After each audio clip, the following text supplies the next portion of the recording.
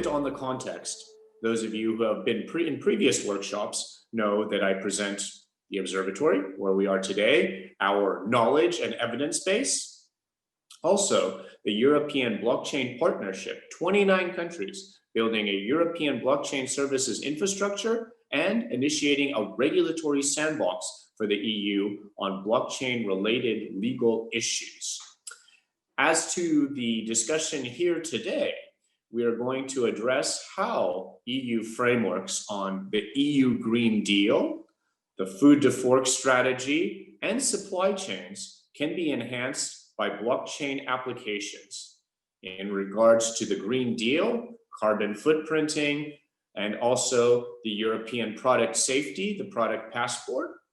And we will have also some presentations, or a presentation right now by DG Agri on how this relates to their next steps in EU agriculture policy. So I think this is an example of the EU Green Deal going hand in hand with Digital EU, which is very much our strategy for the Recovery and Resilience Facility, as well as for the next multi-annual, multi-year EU budget, greening and digitally transforming the EU, and where appropriate, utilizing blockchain, where it has advantages over other technologies, and where the decentralized element, the trust element, can help us better reach our common goals. With that, I think I can give the floor over to my colleague from DG Agriculture, who will present a bit the policy context for utilizing blockchain and related emerging technologies in EU agriculture policy. Thank you for your interest, and I'll be happily listening and participating in the discussions with all of you today. Thanks a lot, Peteris, for this great introduction. So my name is Kirsten Rosenow. I'm head of unit for agricultural research and innovation at DG Agri. And this is really something where both the DGs, Agri and CNECT, actually work together excellently, and it's a real great pleasure for us to be part of this event today. I would also like to thank the European Blockchain Observatory for making this possible and for the good collaboration. In fact, to boost the sustainable digitalization in the agricultural sector, which is like for us one of the key areas which will make the Green Deal effective and which will help farmers actually reach the very, very stringent targets that are imposed on them by the Green Deal. It's not only the collaboration between our two DGs that will help us, it will do, but we also need the exchange of experience among multiple stakeholders, including practitioners from the agriculture sector, policymakers, scientists, IT experts, startups, SMEs, you name it, and many more is key. So I'm very grateful that many of you are represented here, and this webinar indeed offers the opportunity to bring the various stakeholders together, even if only virtually, but to reflect on experience and develop needs and ideas in the field of blockchain in the agri-food sector. So first, maybe one word on blockchain technologies and the link to the farm to fork strategy, which is one of the key strategies of the Green Deal, which we work on a day-to-day business. So blockchain technologies have the potential to increase the transparency along the agri-food supply chain, which is one of the main objectives of the farm to fork strategy. And it also fosters the transition to a fair and more sustainable, resilient food system. And blockchain technologies in that context can help to provide the consumer with more information about food products, maybe help them make a more sustainable choice, support to track the implementation of labeling and quality schemes, and combat to food fraud, which is essential, and to provide also information about prices and of food products along the supply chain. That's really key for us. And there are many more possible application cases for blockchain in the agri-food sector, and we will gain interesting insights into such cases today. However, currently it seems to us that blockchain technologies do appear not to be used very widely in the agricultural sector yet, and there potential is clearly underexploited. And this webinar will hopefully allow us to shed light on the additional opportunities that those technologies can offer and how we actually get them to the ground. So the webinar also provides possibilities to explore reasons why the deployment is currently limited. So another word maybe to finish up the context information and then hand over to the next speaker, blockchain technologies and EU support. It is important to highlight that EU policy instruments supporting the development and deployment of blockchain technologies will be available also in the post-2020 period and will actually be reinforced. In this context, I refer first of all to the forthcoming Horizon Europe program, but also the Digital Europe program, of course, which will both be key enablers for creating the development and testing of innovation in blockchain technologies, and also will help us to get them on the ground.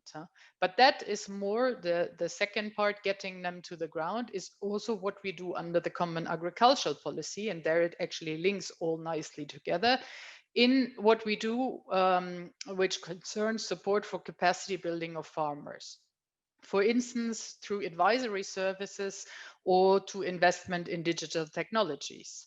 So in this context, I would like to mention the European Innovation Partnership for Agricultural Productivity and Sustainability. Under this instrument, we have currently more than 1,700 so-called operational groups on the ground that are developing innovative solutions following a bottom-up approach and involving multiple stakeholders. And here it's important that in all of those groups, we have the farmers and foresters directly working with us on the ground. So this is a fantastic tool, how we can actually make sure that we get some more stuff that we develop on the ground and help the farmers to find the solutions on the day-to-day business. So quite a number of these operational groups, around 10%, develop precision farming and other digital approaches, and some work on innovative blockchain-based solutions, but only few.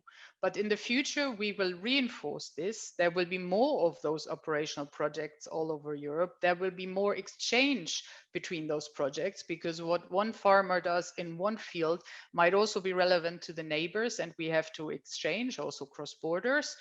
And there will also be advisors on technical knowledge directly integrated in those operational groups, which will help also because the farming sector is partly, let's say, innovation and tech prone, but not everywhere. But this will also help to make sure that blockchain solutions can be more widely offered on the ground. So overall, there will be possibilities also for SMEs and startup in the field of agricultural technologies, for scientists to build up exchanges, which will take place in the webinar today, and develop and test ideas. I wish you a very interesting and inspiring webinar and look forward to the contributions and discussions. And I will now hand over to the next speaker, which is Pavel Kirian. Pavel is team leader of the food supply chain analysis at the Joint Research Center of the European Commission in Seville. So he's part of the unit Economics of Agriculture. So he's very well placed to tell us something about the topic. He's an economist by training, and he has been involved in numerous policy-related research activities in the field of agricultural economies and food supply chains, including on blockchain and economies of cryptocurrencies. So Pavel will now set the scene for this webinar and provide us an overview of the state of play of the application of blockchain technologies in the agri-food sector. So Pavel, the floor is yours. Thank you, Kerstin. So I will thank you for your kind presentation. So now I will try to upload my presentation. So I will share it. So I hope you see it. So as Kerstin said, I will focus on, I will try to give a brief presentation on the state of play of use of blockchain in blockchain application in agri-food sectors.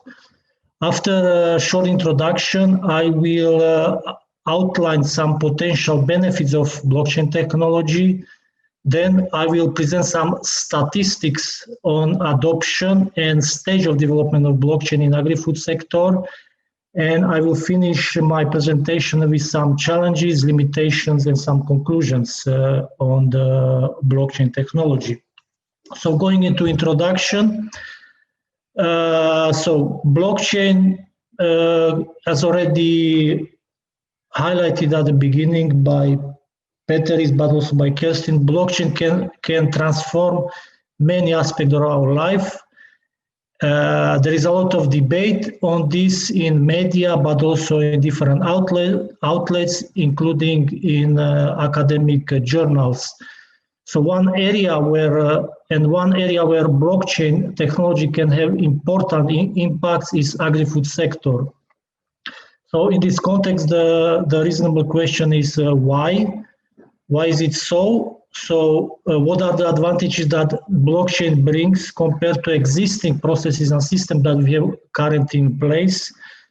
So key advantages for blockchain are that it can collect more efficiently information from multiple parties that do not know or trust each other.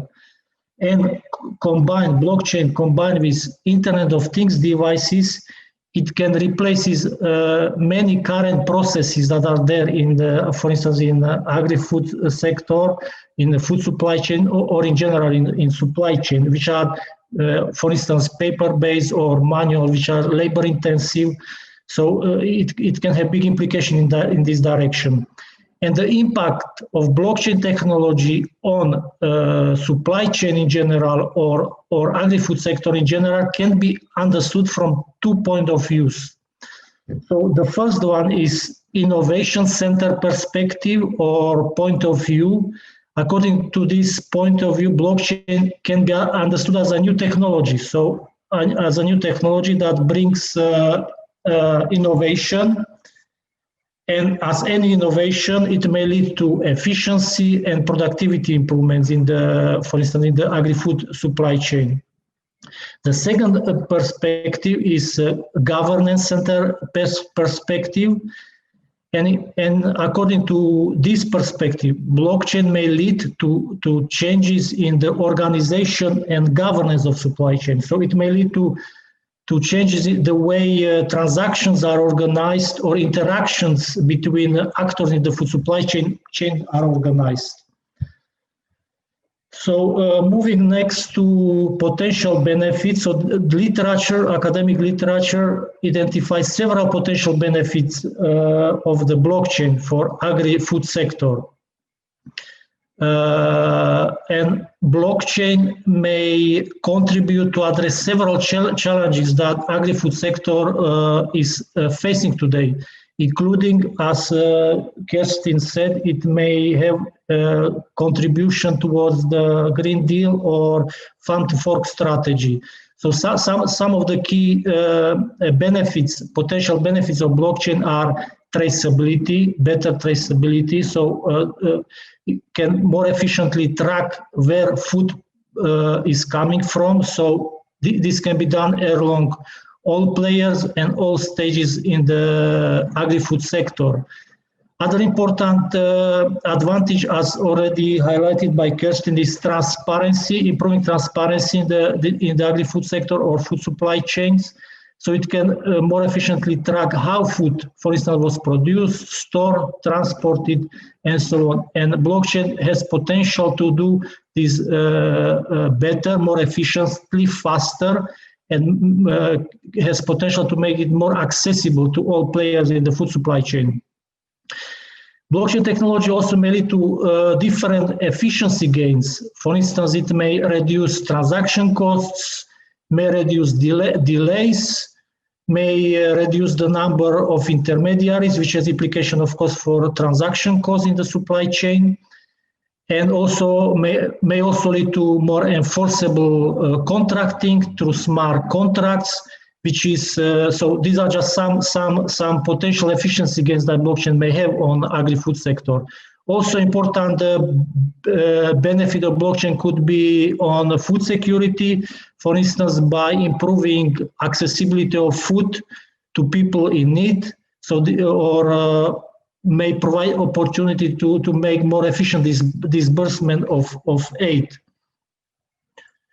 Other important area where blockchain can have potential benefits is food safety. So it may provide opportunity to track much faster and easier safety breaches, or may make it easier to prevent different contamination incidences. So in this context, blockchain technology can be a better tool to identify or lead to prevention of different problems that may emerge in the food supply chain, like detection of fraud, delayed payments, contract breaches, or product damages. And also an important potential benefits of blockchain, also which is very relevant for the farm-to-fork strategy, is the environmental and social concerns. So also blockchain may lead to some improvement in this area by better targeting, for instance, the environmental issue, ethical working condition, or income distribution of food supply chain. Here are some examples, specific examples mentioned on the potential application of blockchain. But I want to also stress that blockchain is not a solution for everything. The adoption of blockchain is costly. It implies investment costs. So actors would need to, for instance, change the systems, information system that they have currently in place, or may need to hire, acquire, or train staff for new skills, may lead to changes in transactions they do, the way they do with their trading partners. So situation where blockchain is suitable needs to be carefully examined. And situation where blockchain is more suitable is when information is shared among the different actors, when there is reduced trust among others actors, and when accuracy and immutability of information is important. So these are some situations where blockchain is more suitable. Next, I will present some statistics on the adoption of the blockchain and also on stage of development of blockchain. I want to highlight here that this information or these statistics is not based on data that would cover all projects, blockchain projects that are there already, because such statistics is not available. So this statistic is based on some case studies. So this figure shows blockchain adoption in agri-food sector relative to other sectors. So this is based on study done by Van Gam and Tasca, which includes 2071 projects, blockchain projects, founded between 2014 and 2019. And as we can see, agri-food sector or agriculture and grocery dominate. So they are the most projects in this area. They cover around 40%, followed by logistics. If we look at the area of blockchain application in the agri-food sector, traceability is the most important, accounting almost 50%. Other areas include such as support for small farmers, management of the food supply chain, environmental issue, food safety or food security. This statistics is based on a study led by Camille Laris and based on 49 projects. And yes, as we can see here, traceability is the most important biggest area where we see the blockchain applications.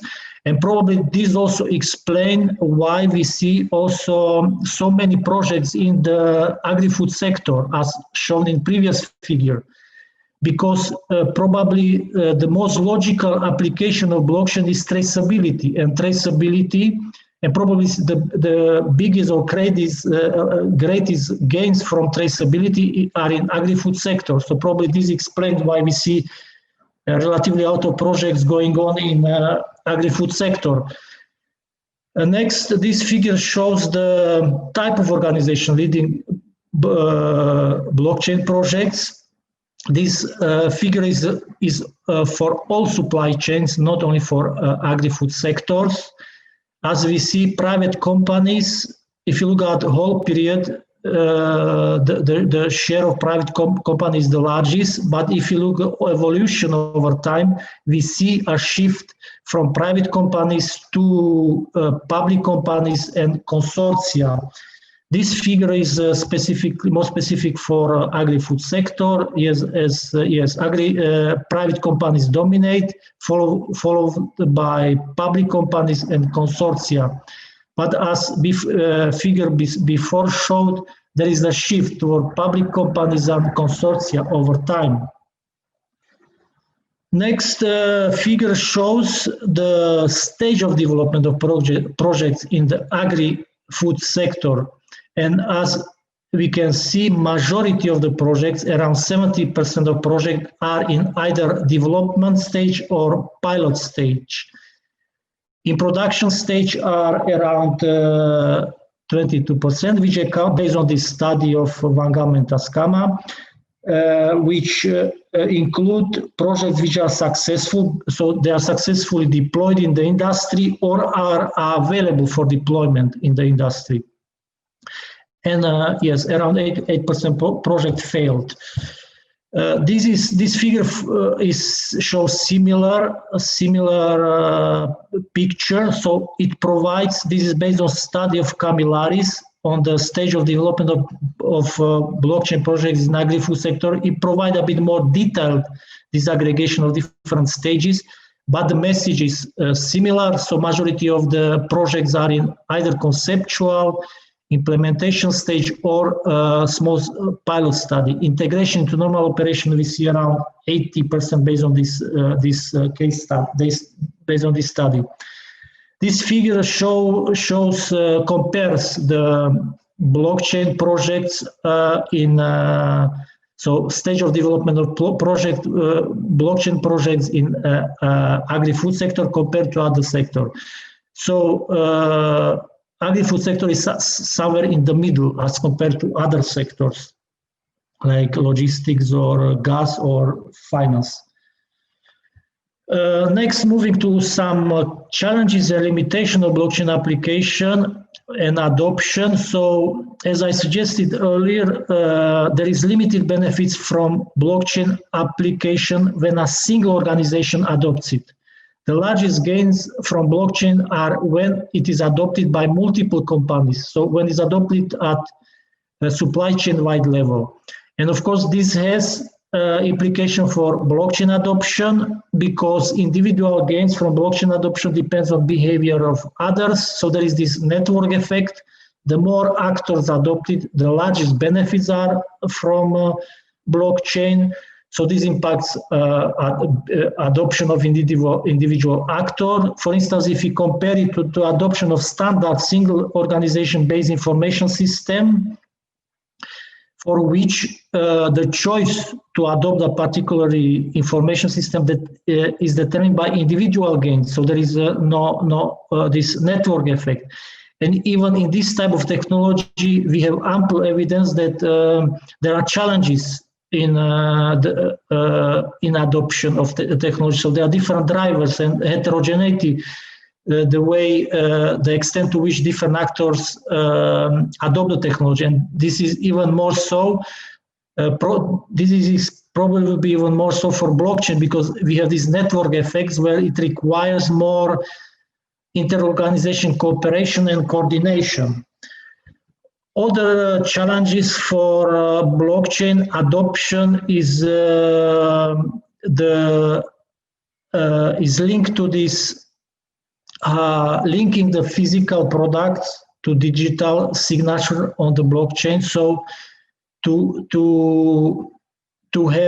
represent accurately physical world on the blockchain. So to ensure one-to-one correspondence, what we have on the ground and what is recorded on the blockchain. So in this context, important is development of Internet of Things devices, sensor, BM sensor, which are critical for providing physical verification of the products. And in this context, automatization. So automatization to the sensor Internet of Things devices is critical. First of all, because it increases accuracy so it's relevant for accuracy of the data that are put on the blockchain, but also in reducing the overload for operators. Because if this is not automated and it needs to be done manually, there is no future for this, because it may lead to overload of work for the operator and may lead to reduced adoption. Other limitation of the blockchain is that blockchain standards are not available yet. There are different protocols used in practice, which leads to incompatibility between the blockchain, but also with the existing system, information systems. So, and this non-standardization reduces willingness to adopt blockchain by the actors, because shifting to blockchain, it requires investments, changing the information system that companies or actors that currently apply. So if a standard is not there, it may disincentivize the adoption. But we also do not know which standard will prevail in future. So we don't know at this moment which is the best. So we need different projects to run in parallel to get to see what emerges as the best solution. Some other challenges limiting to blockchain adoption is linked to like the choice between public and private blockchain. So there is differences in private versus public blockchain in terms of flexibility to tailor to the needs, to specific application, in terms of scalability, performance, control of data access. So this approaches differ, but there is no yet clear answer to this question, which is the best solution. This depends also on the specific case for which the blockchain is applied. But what we see probably is that things are moving toward hybrid type of blockchain. But of course, there is not 100% answer on this. Other important challenges linked to blockchain, to the current situation of blockchain or state of the blockchain, is capacity constraint and security and confidentiality of private information. So developments in this areas are needed in order to stimulate adoption of the blockchain. So in conclusions, yes, blockchain is not fully mature yet. So it's not fully mature technology yet. We can say that we are in early stage of development, where we do different pilot, we do different testing to check what is possible. But how things evolve, blockchain is here to stay. There are many ongoing developments. If we compare to for instance, internet development, how internet developed, probably we are in the 1990s of internet. So overall, currently, blockchain is currently perceived mostly as an experimental, new and emerging technology with big future potential. Finally, I want to stress at the end that there is limited availability of consistent data on the blockchain application. So there is no standard statistical sources, or there is heterogeneous reporting of information across projects. So this provides also some this limits conducting more comprehensive analysis. So thank you for your attention. So next we move to session 1, deployment of blockchain in the agri-food sector. This session is moderated by Jakob Boersma. Jakob is an expert in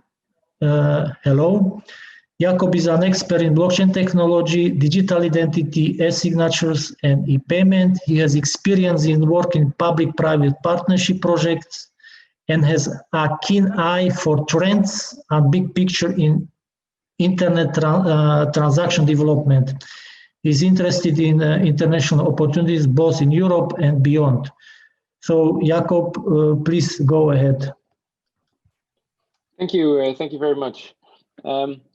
So we're running a bit behind on the schedule. So let me just after that very kind introduction, quickly go on to introduce the first speaker on in our use case set of use case presentations, and that is Maria Minarikova from Fetch AI.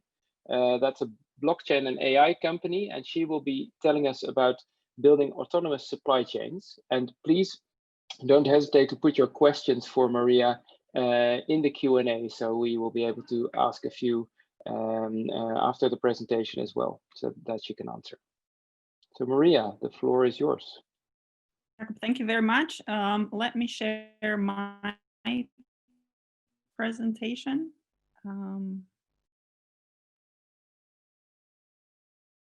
Hope you guys can see that. Okay. Yeah.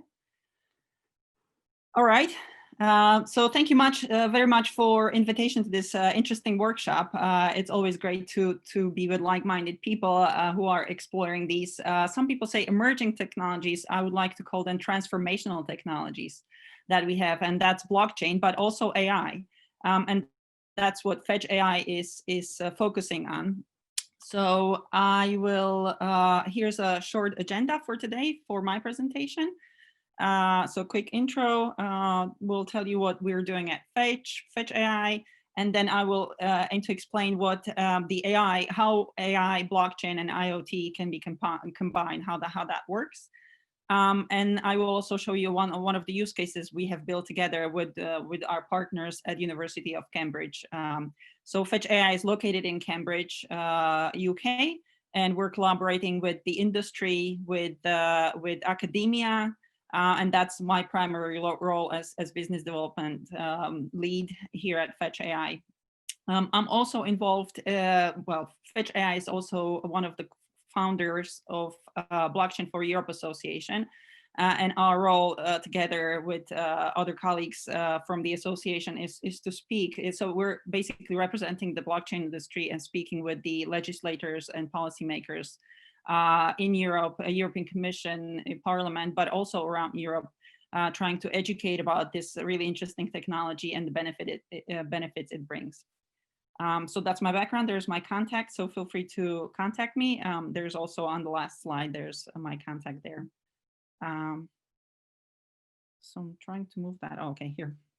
So what's Fetch doing? We're building, our mission is to build the infrastructure required for autonomous software agents and to organize complex tasks to benefit individuals, businesses, and organizations.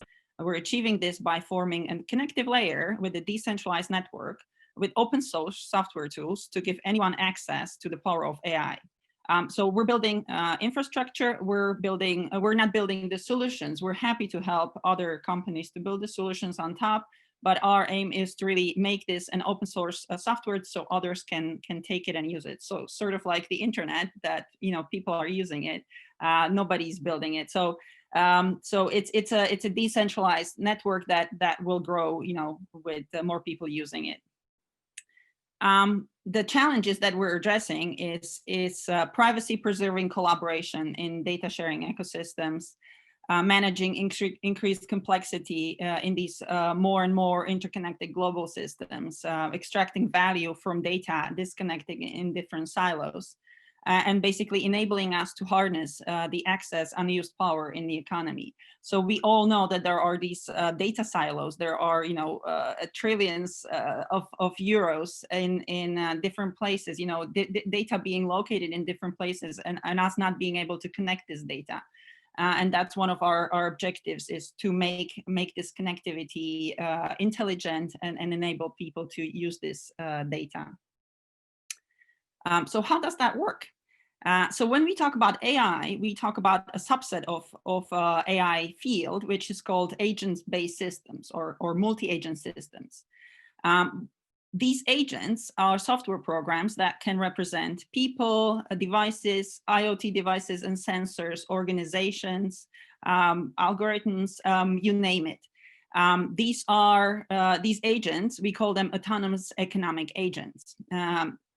because they are autonomous. They can conduct the activity autonomously, so or semi-autonomously, based on our preferences. And they have they produce economic value. So we're helping to build also what you can call machine-to-machine economy.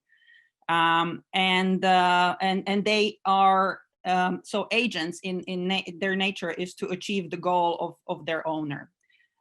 So we have built this decentralized sort of like a marketplace or search place where these agents can find each other. They can communicate with each other, they can negotiate, and basically they can then, once these negotiations are finalized, they agree and exchange. So they make a contract between themselves, and all of this is then captured by the blockchain. So this is how these technologies can be connected. So you have IoT, you have these agents, they have algorithms, so they can improve based on their transactions with their environment, with the other agents. And the blockchain provides a trusted, verifiable, immutable transaction. So you can always go back and you can check what has happened. So how does that apply to supply chain? So supply chain agents can represent suppliers, retailers, products. They can represent agents or participants in transport and delivery. But they can also represent, as I mentioned before, IoT sensors and also traffic and road signs. So anything that, any participant in this ecosystem. And they, as I mentioned, they interact with each other, communicate and negotiate, and this is all done in a real time. So this is one of the key differences between the systems we currently have, for example, where you pre-program the AI. So you take, some past data from some past years and you develop algorithms and you deploy them, but these are not in real time. Well, these agents, they are interactive, they're dynamically reacting to changing environment. And this availability of the real-time information and the intelligence to analyze it will make supply chain systems much more resilient and much more efficient. And connecting these different data silos and making these dynamic adjustments can influence, and improve the procurement or reprocurement, production adjustments, delivery optimization are just a few to name. So I would like to show you this one use case that we have done together with colleagues at University of Cambridge. So I mentioned that we provide the infrastructure and we're happy to help others to adapt to onboard with the technology. And so our colleagues at University of Cambridge have actually done that, funded through the Research England project with Pitch In. And I borrowed, they let me borrow these slides. We have done a webinar together where we explain this. And so this is taken from that. So that is Alexandra Brintrup, and she's the lecturer. She's leading the Institute for Manufacturing at University of Cambridge, together with Liming Xu, who is a research associate.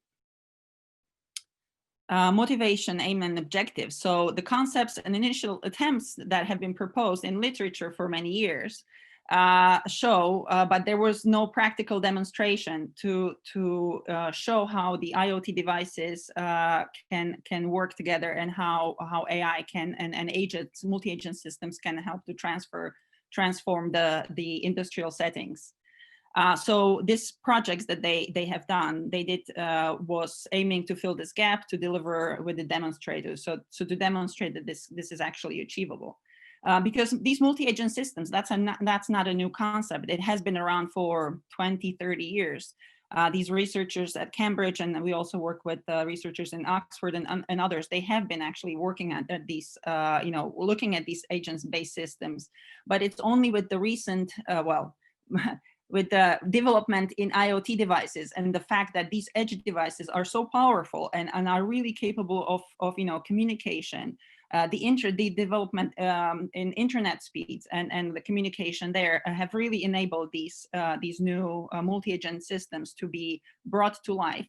And in a combination with blockchain, where they really complement each other in the fact that they are multi-party systems. Both the agents and the blockchain are multi-party systems where there's no centralized AI or no centralized system that governs everything. So they're really a good match. And blockchain, so blockchain allows this, and blockchain also allows the scalability. Because previously, you cannot have all the IoT devices together in one kind of a platform. It just doesn't work that way. Everybody's building their platform, but then that then contributes these data silos. But with blockchain, when we create one infrastructure, then everybody can be participant in that without having to share their data, with only trying to achieve their own goals and working together collaboratively. So that's our aim, and that was their aim to also to show that this can be developed now.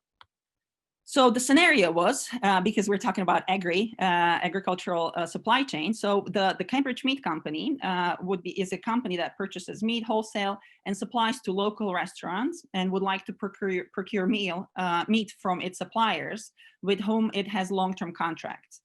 The company would like to automate this procurement procedure through disruptive ICT technologies. The requirements were that the retailer orders from a wholesaler, but necessary data passes through multiple parties.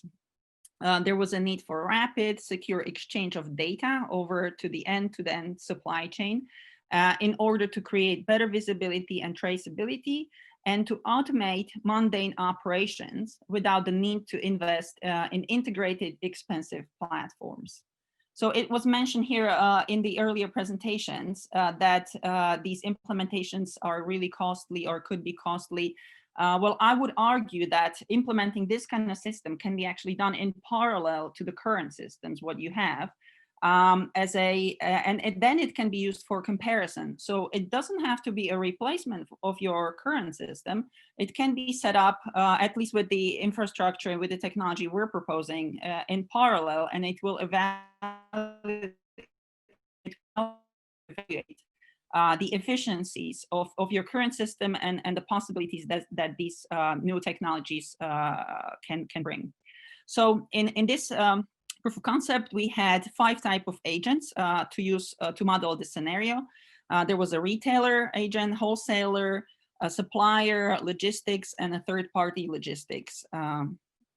And they were all communicating together, and they were exchanging data and information about purchases and repurchases. And I'll show you the demo as well. So as I mentioned, it's based on our Fetch AI's technology, and we have a layer of a blockchain, which was developed at Fetch. And we also talked earlier about the need for interoperability. So yeah, I absolutely agree with that. So there are different blockchains, and what we see and very much agree with that there needs to be an interoperability. So between these, because there are already current ecosystems, there are new ones being built on these different blockchains. So we are actually achieving that. We have currently in an interoperability with Ethereum, a couple of Cosmos, and a couple of other blockchains. So this is possible. There is a way to actually achieve this interoperability and scale the ecosystem. So we have the blockchain layer. We have a layer of open economic framework, which is a search engine. You can think of that a little bit as a Google for agents. But decentralized, so that's the difference. And this search engine does not keep your information. So that's the one huge difference between these decentralized systems and the systems and platforms we currently see. That the owner of the data gets to keep the data, can be represented by these agents, but they are sovereign agents. They're not, they don't belong under some larger platform. So this is all based on a decentralized infrastructure. And then we have the layer of autonomous economic agents that are, interacting with the search engine, and then can interact together and then keep the information stored on the blockchain. It's based on a Python, so it's easy to build on, and so on. So this was the scenario. This was the user interface that was developed. Ordering panel for placing order to buy products. There was a panel or part, the portal to visualize the real-time track and trace of the transportation vehicle making the delivery.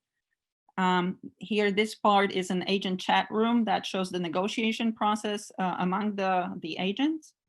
And this part, we talk about, IoT devices. So this was actually capturing the streaming in real time, the data, information about the transportation vehicle, ambient conditions. And the three that were captured here in this example were temperature, humidity, and light.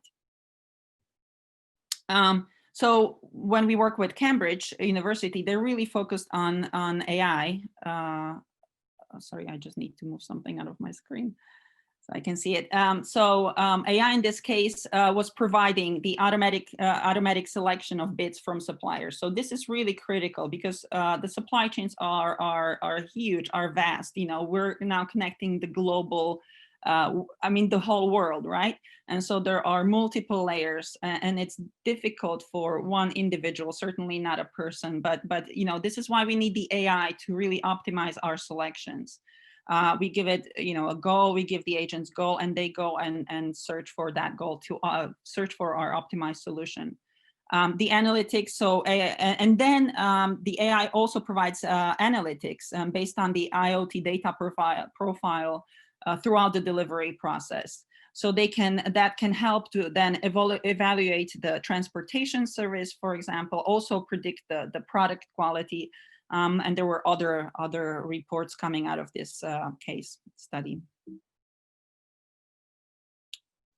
We had a discussion at the end. So agent systems are inherently suitable to automating supply chain operations. So this has been proven over and over. New robust platforms are emerging to make agent-based supply chains a reality compared to 10 years ago, which, because they have been working, like I mentioned, for 10, 20, over 20 years with the industrial partners. So some of the challenges still remain, which is this explainability. It's explainability of AI, maybe we can touch on that a little bit later, but decentralization. So decentralization, again, so this is why we have blockchain here. That really helps us to have multi-stakeholders that are independent and really decentralized. And then here, integration with existing systems remains barriers to adoption. So this is something that still needs to be explored. As I mentioned earlier, these systems can be adapted in parallel. There's a way to implement this. And their research focused on designing AI approaches and agent architectures for supply chains. So there are different ways how you can set up these supply chains and these agents to collaborate together. Again, this one was for this particular study, but what we're working on is also mobility space, smart cities, supply chains. These are all really very much connected. This is one big ecosystem that needs to work together. That's why we're talking about breaking down the data silos, enabling people to share the data, to be able to collaborate together and work together in this space.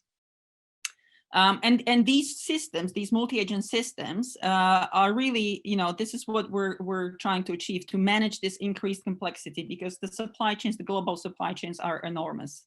All right, there's increased demand. There is a demand for reduction of delivery period, dynamic nature. When we talk about dynamic nature, look what happened in February, March, when we were hit with COVID.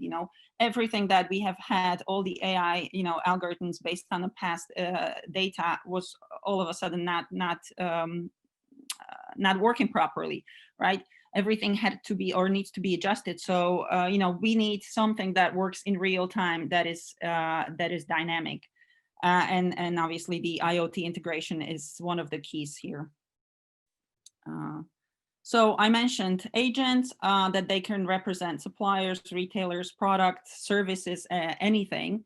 I also mentioned blockchain, that this one enables decentralized data and value transfer between the agents. So this is the key, the value transfer. And it also keeps immutable and transparent records. And also what's important are these data oracles. So people that are familiar with the blockchain space understand what data oracles. These are sources of information that you need for smart contracts that you need. So they can be from IoT devices, weather sensors, traffic sensors, and also APIs. And these data oracles, they verify or validate, you know, or help the smart contracts to really perform, because smart contracts need this outside information from the real world. And what Fetch has developed is these data oracles are actually agent-based, so they can be dynamic. They're not just you know, like a dumb data that is being used, but they can actually be proactive and dynamic based on the needs.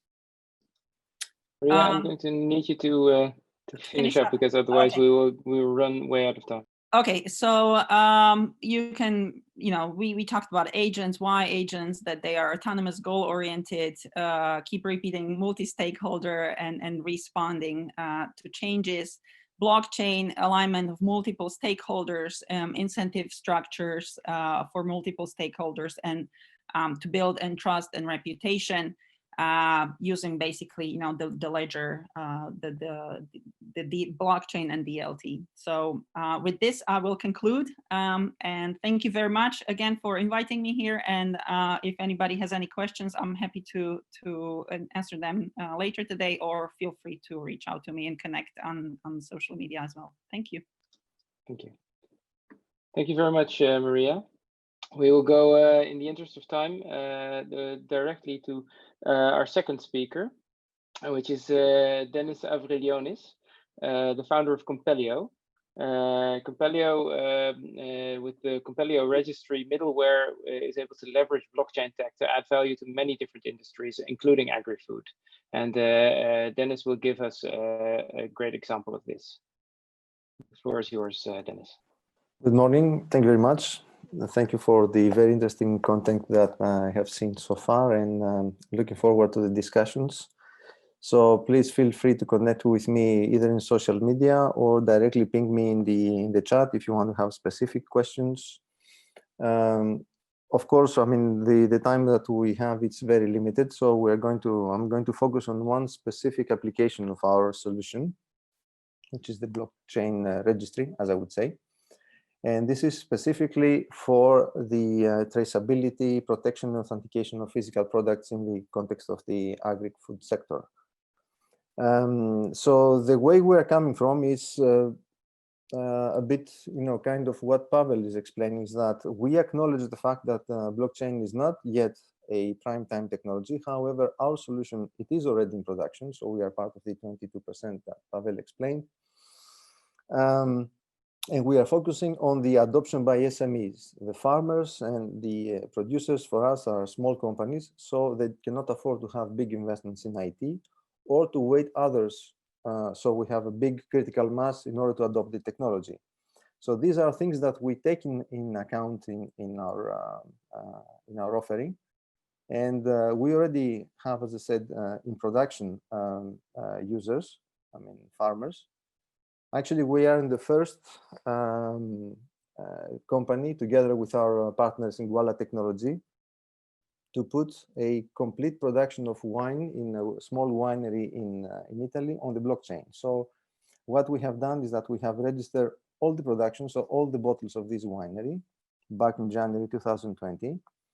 And what I'm going to present here is a combination of IoT and blockchain that is specifically focusing on the consumer side of things. So what we have done is that we have incorporated IoT and NFC technology on the caps of the bottle. And together with the information about the bottle, typically the provenance, we have created what also it has been explained as the digital twin of this bottle inside the blockchains. So all the production could be traced, and you can go and find the authenticity of the product simply by tapping with your phone on the bottle. So there are chips integrated on the bottle. And as you could see here, we're having the possibility to see the specific certificate of registration of the specific product. And from that, first of all, understand that this is a genuine product. So we could eliminate the counterfeiting with this solution, of course. Now, because of all this blockchain uncertainty, we give the possibility to use multiple blockchains. So in the case that, that we are presenting here, you don't have to choose either it is public or private blockchain. We have integration of any specific private blockchain or public blockchains, including Ethereum and Bitcoin as blockchains. But also we have the possibility to integrate with the nascent European blockchain services infrastructure platform, which is also will gradually becoming available in Europe. And this is also an indication of combination of things that happen in the public sector that could benefit also on the private sector. So the thing that is very important in our solution that we believe is that we have to bring added value for the farmers. So one of the things that is very important is to showcase the product and make sure that when a consumer receives the product has most of the information, and also besides the information about the product, what is extremely important is also the interaction with the users. So one thing that we have integrated is fully in the context of GDPR, the ability for farmers to get direct access to information about who's accessing the products. So with a combination of IoT and blockchain, we could specifically locate the areas where the specific products are interaction with users, of course, by respecting the distance, by respecting the privacy of people. But this gives very rich information to farmers about the end consumer. And this is very important because here we see that they can cut across all the supply chain and go directly at the end, which is the end consumer. So we can start having interaction between the farmers and the consumers. Also, as part of the transparency and traceability, we also give all the information that is possibly to give by the farmers, so typically provenance, other certificates, in case that there are bio products, we can also integrate these kind of things. And through this implementation, you have a very easy access for the consumer to information about the product. So we would like to eliminate all the complexity of implementation and just give added value to the consumers. And on top of that, we have integrated also, together with blockchain, the possibility to have specific loyalty programs. So you can even go beyond the regular interaction that we have with consumers, because you can engage with them and even go beyond and have special offerings, because all of this information is also coupled with blockchain registrations. You can have loyalty points, you can have many things. And eventually later on, if there is a crypto euro, we can even consider that the crypto euro could be used as context of the loyalty interaction with the consumers. So a lot of discussion is happening in the agri-food sector about all the steps before the production, but what we are putting our focus on is also after production, which is the steps to engage and interact with the customer base. And this is extremely important because it is also a way to showcase and exhibit the value of the products, and not only the cost of producing them. So in terms of benefits, first of all, we have an enhancement of the image of the farmers because we have transparency, we have counterfeiting prevention, we have efficiency in the way that the information is flowing between the consumer and the farmer. And of course, under strict GDPR compliance, we are able to give rich information to the farmers about the consumption of the products. Because we have integrated in a way that it interacts with e-commerce sites and with supply chain, there is no extra burden in modifying existing systems, because we know that small SMEs cannot afford to pay for these costs. So we try to minimize this. And of course, the system is already in production, including with blockchains like EBSI, which will be gradually available at European scale. Now, one of the problems is, and that points back to what Pavel from JRC explained, is that the consumers might recognize the value of such products, but they may not necessarily ready to pay an extra money for that. So we see that the cost of digitalization cannot be transferred to the consumers. So there may be a pointer for DG Agri to understand how this could be, how farmers could be supported in this digitalization aspect. And of course, one of the very important thing that we have seen is that farmers, SMEs in the agri-food sector may not necessarily be, aware of all the possibilities of technology. So some sort of intermediary between the suppliers of technology and the consumers of technology on the sector, it is definitely important. So that's it. This is brief. So please feel free to contact us, and we are also happy to interact during the chat sessions with you. Thank you very much, Dennis. So we have time for one or two questions. So one question from my side. You mentioned that your product, the products can be stored on multiple blockchains. You mentioned EPSI, Ethereum, Bitcoin, etc. So how would a consumer know in which blockchain to look to reference their products? Is that an issue or? So yes, definitely. This is integrated inside. I don't know if you can reshare my screen, but yeah, this is integrated inside when we have a certificate of the product, as shown before. This could be immediately being accessed, so you don't have to care about where this thing is located, because you can directly access from the certificate of the product. So I don't know if it is visible on the screen, but you can view the certificate, and eventually, if you are really a nerd, you can go to all of the blockchains and see them all. But actually, because we can have multiple registrations in many blockchains, so it could be in all of them in parallel, if you wish.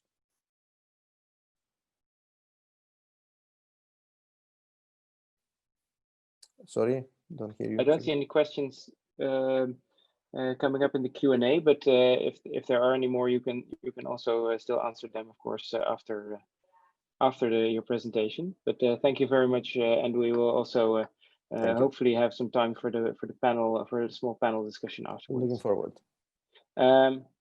So moving quickly on to our third speaker, Cengiz Kakil. He has a background in law and is an analyst for the Fujitsu Blockchain Innovation Center, where he focuses on the potential of blockchain for supply chain, finance, and logistics. And he'll be talking more about the transparency that blockchain can bring to agri-food. So. Thank you, Jacob. Hello, everyone. I am sharing my screen right now. Is it? Okay. Can I start? Yes, go ahead. Thank you, Jacob. First of all, thank you to the European Blockchain Observatory Forum for organizing such an event, and of course, thanks to all the audience for being here. My name is Cengiz Kakil, and I will present on behalf of Fujitsu what we are doing in the field of the agri-food sector and using blockchain solutions. So very quickly about Fujitsu. Fujitsu is one of the largest IT company in the world.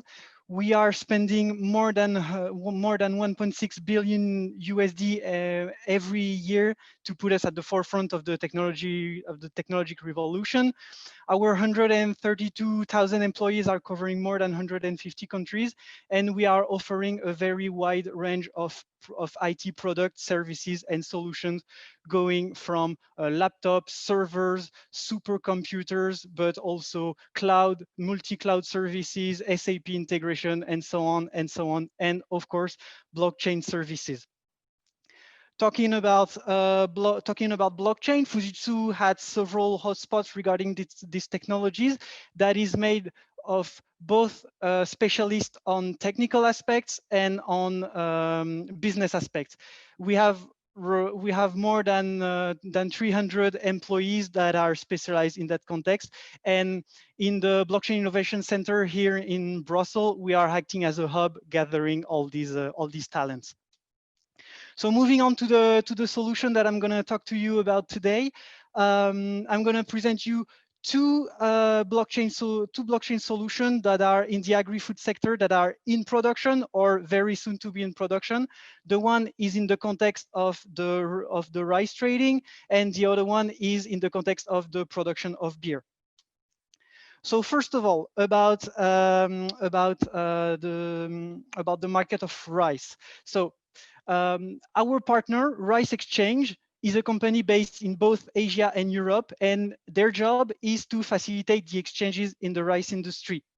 So in partnership with them, we developed a marketplace with an integrated supply chain solution targeting the rice market, and this solution is completely running on blockchain. So very quickly, the context of rice, of the market of rice. Rice is by far the most traded commodity in the world, but a lot of inefficiencies and a huge lack of trust remained in this industry. It's a market that is very fragmented. There's a lot of fraud, a lot of corruption, and this is a market that is still too much relying on paperwork. So basically, all the inefficiencies that you can imagine in a supply chain environment, you will find them in the rice industry.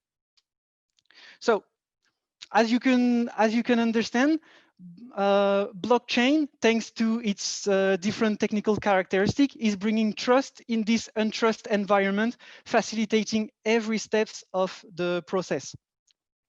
First, for a buyer, finding a seller, or for a seller, finding a buyer becomes easier thanks to the marketplace part of the solution and on the trust that is inside this marketplace solution. The trade completion is processed and managed very efficiently, and the integrated supply chain solution is giving visibility and trust at every step of the rice journey. This slide is probably one of the most important because you have to understand that on a blockchain network, if you have buyers and sellers that are interacting, even if they are using a blockchain, they are only writing transactions on a blockchain. It is good, but what we want this transaction to happen in the real world. So on top of these buyers and sellers, we integrated partners to make sure that the rice will be properly transported, insured, inspected, and properly paid. What you have to understand is that thanks to this platform working on blockchain, not a single email, not a single phone call is needed outside of this solution.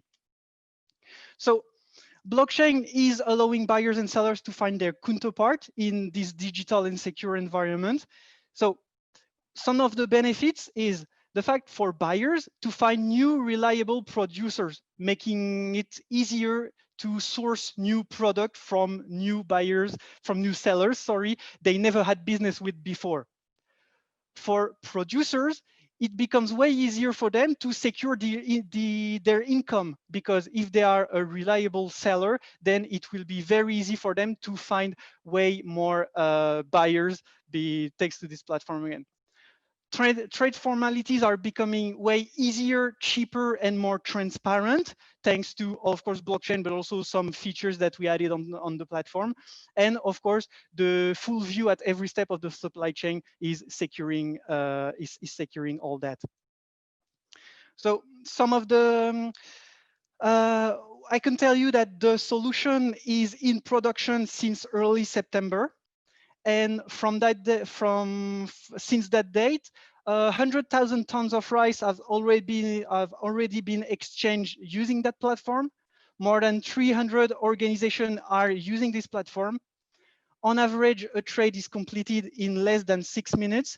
And we have to keep in mind that without this solution, a trade usually takes 1 week, 2 weeks, or sometimes even a month, or maybe even more in some cases, because everything needs to be checked 3 or 4 times because of this untrust environment.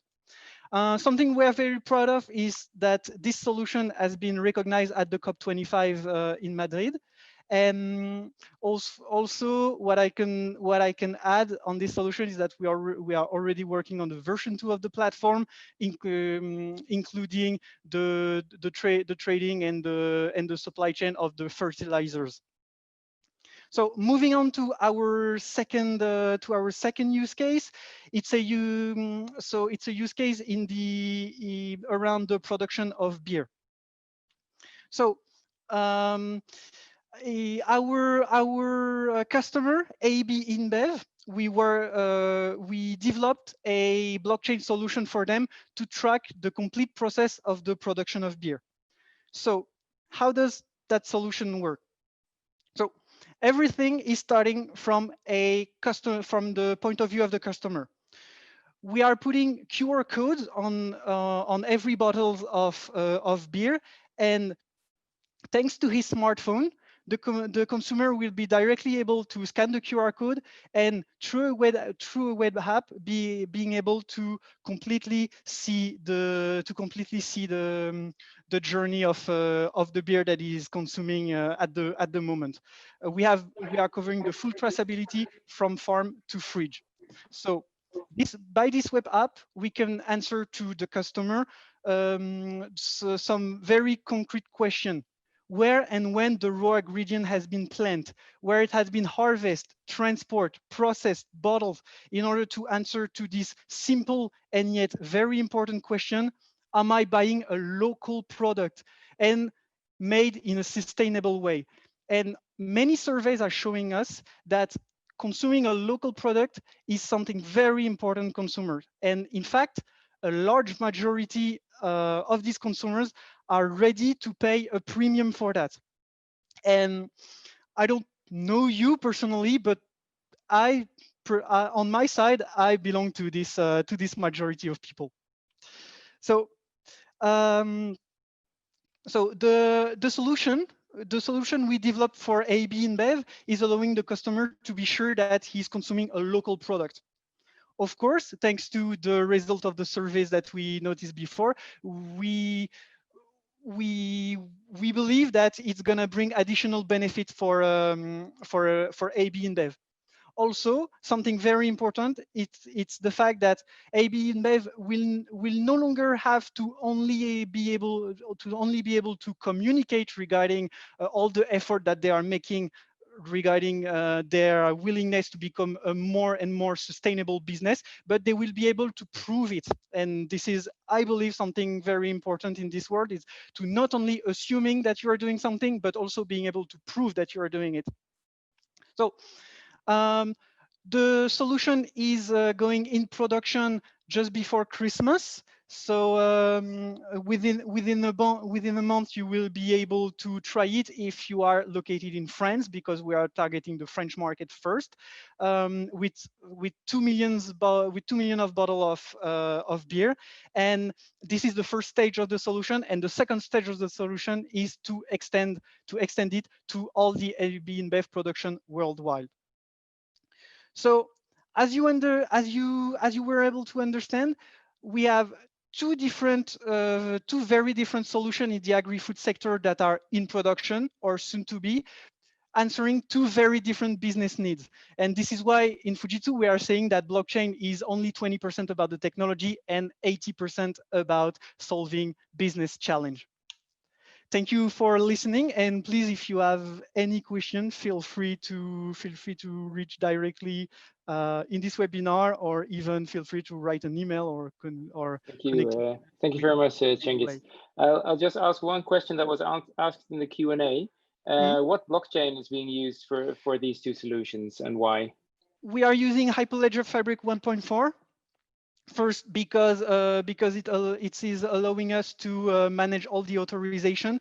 As an example, for the AB InBev solution that we developed, we want only several actors at several times to be able to write information on the blockchain. However, we want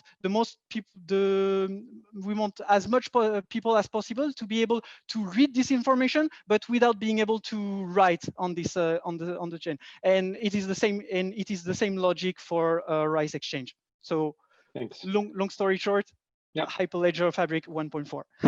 Makes sense. Thank you very much, Cengiz.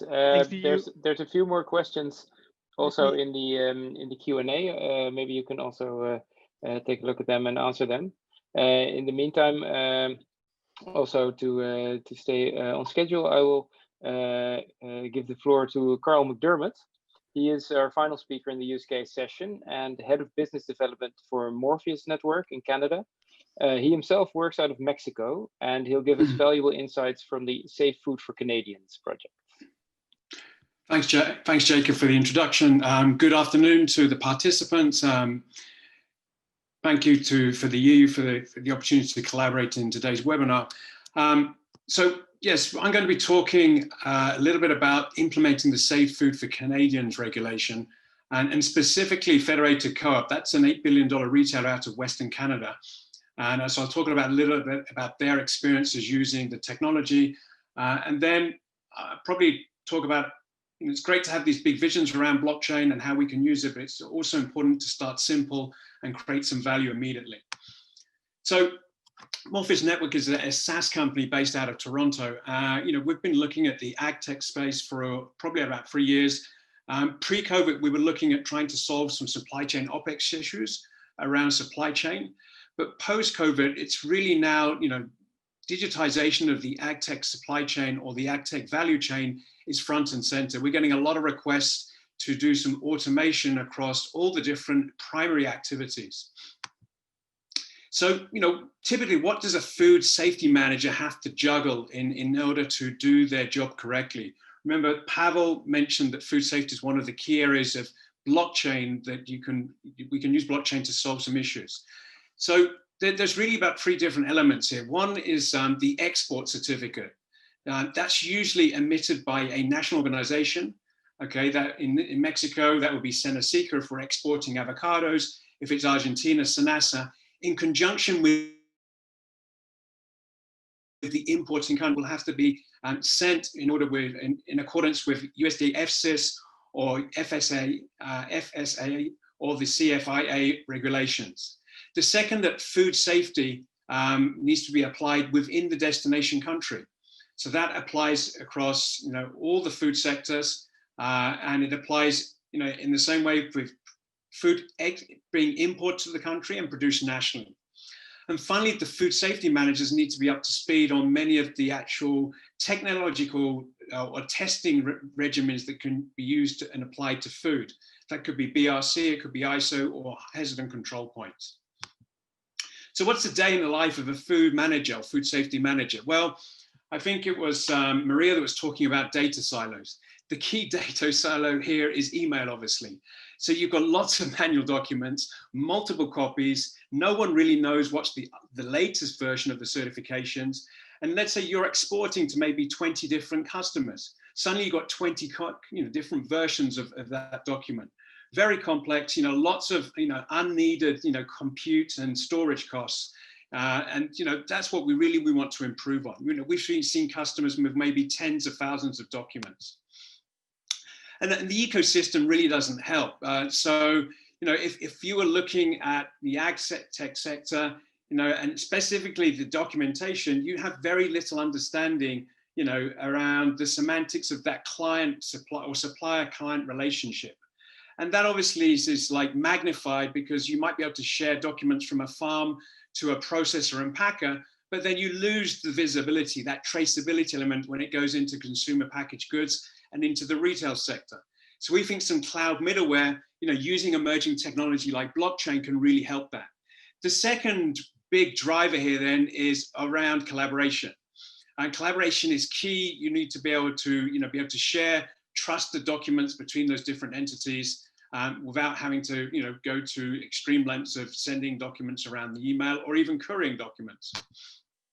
So, what does that cloud middleware look like? So it could be enabling technology like blockchain. And part of that is obviously leveraging the ability to run, mercantile contracts as a smart contract. But we've also heard from panel members about the benefits of bringing IoT automation and then machine learning and AI. So some of the key applications in agri-food that we've seen would be, a single ID management for suppliers. So you don't have to do, multiple connections or multiple requirements by client or by customer.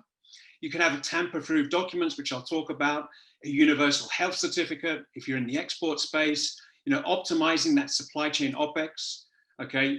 If you're looking at the livestock identification and tracking systems, you can tokenize or create a universal ID for every head of livestock, all the way through to food traceability. And collaboration really requires some standards. So, if we go back in time, this is 100 years or so. Here's a couple of steam engines in Texas, not too far from where I am. And on the left-hand side, you've got the standard 3-foot gauge, and on the right-hand side, the narrow gauge. And really, technology really only takes off in adoption when you've unified some of those standards. And what standards then really come into play in the agriculture space? We've got the Codex Alimentarius. You've got GS1, which is great for CPG and retail. But on the technology side, you're stuck with using tech that may be like 25 years old, EDI, or something that might be updated fairly recently, as web services. So the next part of this presentation really takes you through some of the logic of that federated co-op implementation around a food safety certification portal. So this Safe Food for Canadian Act actually consolidated 14 different pieces of regulation into one. And it really was brought about to overcome the challenges of speed, volume, and complexity in modern day food production. It came into law in January last year, and it's a phased implementation. So there's actually some commitments all the way through to 2021. But the key tenets are around import licensing. So if you're a food safety manager from the supplier, you're going to have to get a license from the Canadian Food Inspection Agency. You have to build a control pattern. If you've already done some work around hazard and control points, that's a good starting point. And then you also provide traceability. And that's for identifying food items. It's the labeling, the unique identifiers. I think we just saw in the case from Senzit. And then it allows you then to trace food one step back and one step forward in the food chain. So federated co-op was a system, we saw largely replacing manual documents, thousands of manual certification documents from an initial 150 global suppliers. And they would be collected by fax or by email or by WhatsApp, by FCL, validated, processed manually, and then create a certification. So what have we done? So we built a portal. It's one repository. So all the certification documents, by now we have up to 400 suppliers on the platform, are pre-validated by FCL using machine learning, using OCR to extract some key data sets, and then updated to the certification database. Now we use a blockchain-based solution where we're agnostic, so we can work on many different types of blockchains. And we use a lot of document storage and blockchain document storage to store a hash for that document in one place, and then share the hash rather than sharing the document to all the different users. So when a supplier uploads a document, that can be reviewed by FCL, we can extract the key data, it can then be approved by a supervisor, and then that's added to the full history of that document. Now, we do keep any documents that are invalid or any documents that expired to have a full certification history. Okay, from the supplier side, then we have a simple live portal that allows a supplier to go and see all the documents, see all the requests coming in, and then upload the information. And that's a very simple interface with a simple jobs to be done methodology. And again, we're trying to avoid here the cumbersome email and all those extra storage and compute costs. Okay, another key part of the application is then checking, if there's actually licensing innovation available. So we check up the licensing from the Canadian Food Inspection Agency, but also from 20 other different suppliers or providers of information in the industry, whether that's DRC or GFSCI, Canadian specific around Canada GAP, or exporter specific from US Organics. And obviously we do in the background those third-party checks, verifications. And finally, then we create what's called a food safety certificate. It's called a food cert on blockchain. If it's supply chain, we might call that a digital footprint. And that gives you then end-to-end traceability of the life cycle of the certification history of that company. And you can actually click in and see the documents. Now, what are the key insights? So in this case, the FCL team is a lot more focused on problem resolution. They're not paper chasing. And that's really an estimated one FTE, one resource saving in their organization. And they've estimated that across their 400 suppliers, that might be another 5 FTE savings. Okay. The second is that we provide also all global suppliers with a food safety certificate called a food cert. And then in phase 2, FCL wants to be able to share that food certificate with other retailers and other regulatory authorities like customs as required. They can also access inventory finance by way of a smart contract.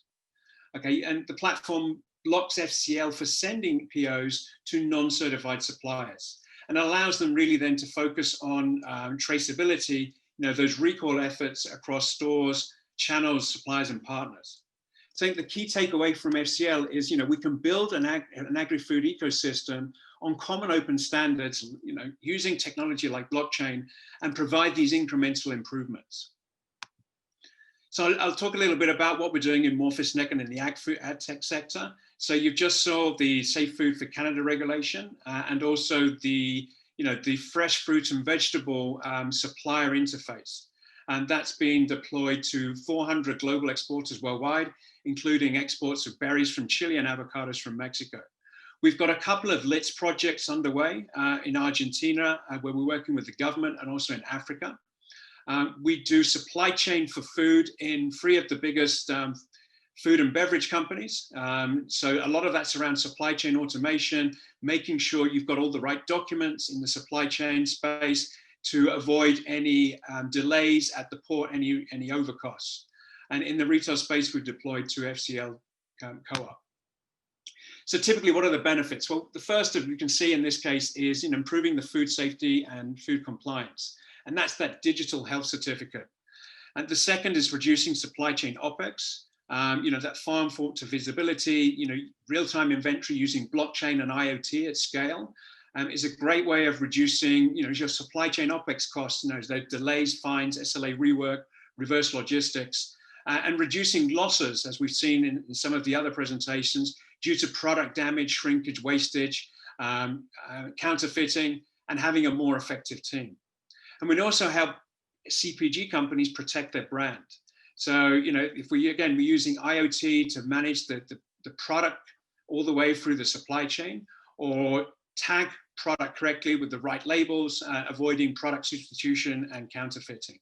So I'd just like to add that the FCL application was deployed in March, and it was deployed in less than 45 days. They had an audit on the 6th of April, and we finished the application ready for them by the end of March.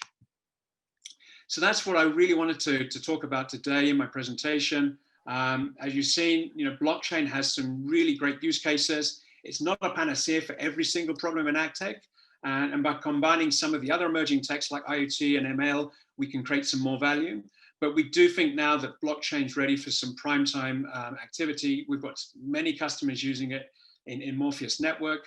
And feel free now to ask any questions. Thank you very much, Carl. I'll just take 2 questions from the Q&A, and then after that, we'll hand over to session 2. So the first one is from Katarina, who asks where she can read more about the work of implementing this portal. Maybe you can answer that with the link in the Q&A so that everybody can read that. Yeah, so the most of that information will be in the Morpheus Network website and in our Medium chat, but I'll share that.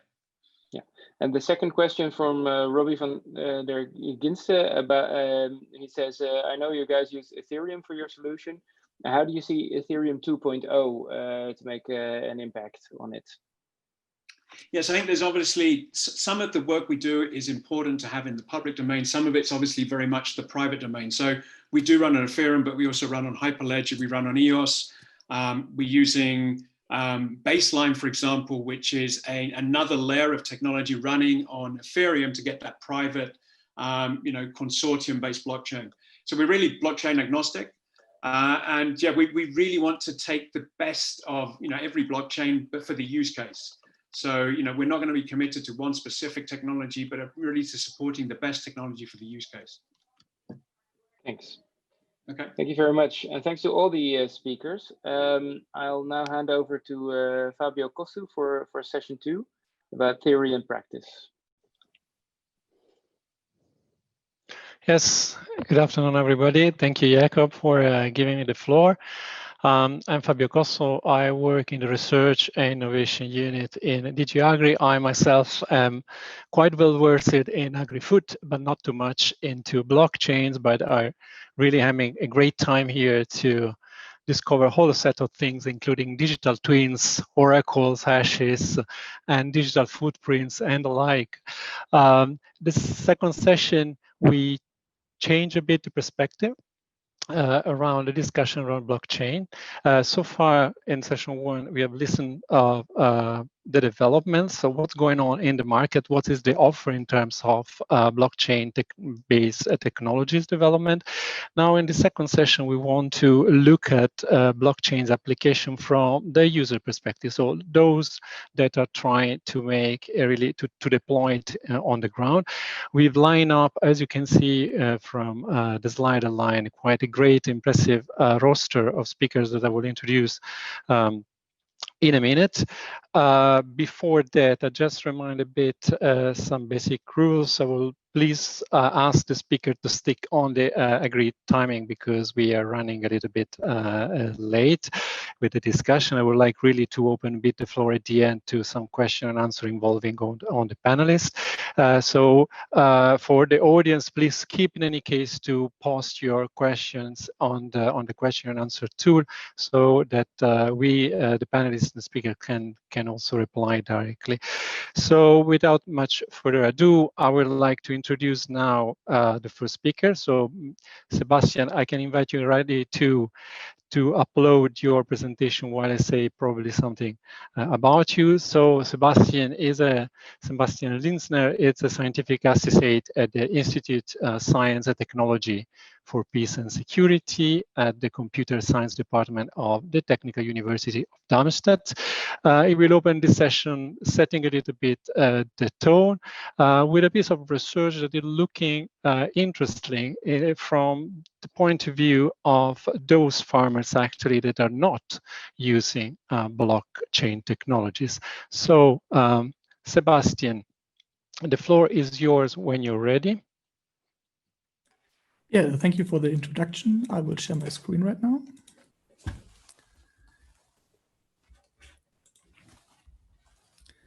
So thank you for the kind introduction. I'm Sebastian Linsner, and I will talk about the perspective of the farmers who are not yet using blockchain, what hopes or worries they have regarding blockchain, and what challenges need to be addressed for them to adopt blockchain. First of all, some brief glimpse on general status of digitalization. We found out there are farms with highly digitalized infrastructure on the one hand, and those who do everything manually, the work of the field and the office work, everything by hand. And of course, there's everything between. The first challenge for developers might be how to advertise the project on an appropriate level, because are there any technical dependencies that have to be met for my tool to work? Do the farmer need to provide a server network, or is a laptop or a smartphone sufficient? And on the other hand, we have also very heterogeneous opinions about digitalization. Some see it very positive and perceive the benefits for the work routine or even the positive climate impact.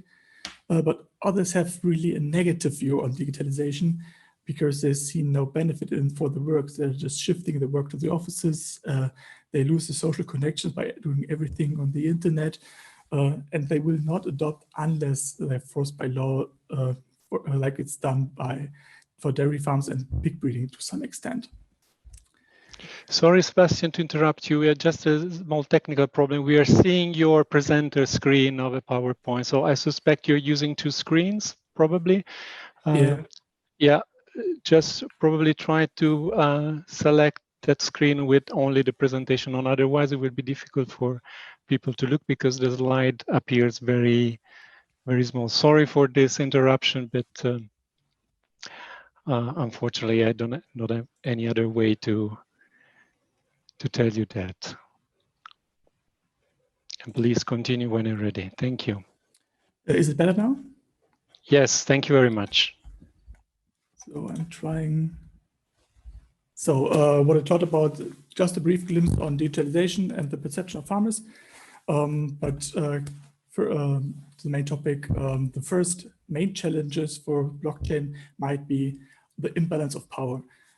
Most of our German farmers are small or medium enterprises or even family-run enterprises. And on the other hand, we have up and downstream players, which usually are really huge companies and who have interest in bringing the technology to the whole supply chain. There might be traders who have often a market monopoly in some regions, chemical companies who act as suppliers, machine manufacturers, and of course state authority. And all of these players have a legitimate interest in obtaining data from farmers and bringing new technology solutions to the market. From that, there might arise some conflicts because if they're company specific, they might be proprietary and company specific, which could create vendor lock-in effects due to lacking compatibility. Farmers usually do not want to give their data away but they have to, and they have the fear that they lose their control over the use and the misuse of their data. But I will talk about it later on. And some technologies are useful for big players, but do not really have benefits for the farmers. They have usually more work due to more documentation. They have new work in the daily routine, and they're losing the data ownership. So if we want to bring blockchain to the agricultural domain, we have to consider those challenges and take the farmer's point of view in order to successfully bring it to the market. So as we heard before, transparency is one big issue regarding blockchain. And yeah, from the point of view from the food industry, it sounds really nice. We have a better way to fight food scandals due to better traceability. Machine manufacturers could use telemetric data to improve their products or provide better maintenance. Quality criteria like organic are especially interested for retailers and the customers. And of course, there are legal requirements which have to be met. But for farmers, transparency is usually a very threatening word because they fear that if they become too transparent, they are prone to price dumping from suppliers and retailers. They have the fear of becoming obsolete because if any company obtains the data, how they work on their fields and what they do in the farms, they just can process the data on their own and buy up the land and pay minimum wage workers to do the work the farmers once did. That is a great fear among farmers. And furthermore, there is lacking trust in the automatic documentation. They do not trust the correctness of sensors, for example, when it comes to fertilization and the strict rules that apply to it. And they fear that they could lose their public funds if broken them to document something wrong. And first, the main reason is that they lose the data ownership. I've illustrated in an example. Farmers usually have to provide information to adhere to quality criteria or some legal requirements, but they do not want to give third parties insight to the data. But once data is published, there might be some unintended data leakage. So regarding blockchain as a specific technology, we have some hopes and worries. First of all, a central ledger could reduce the multitude of tools that farmers have to need for documentation and reporting and stuff like that. But on the other hand, if depending on the blockchain that is used, if data is on a common ledger, it is accessible for everyone, and farmers usually don't like it to give the data to anyone.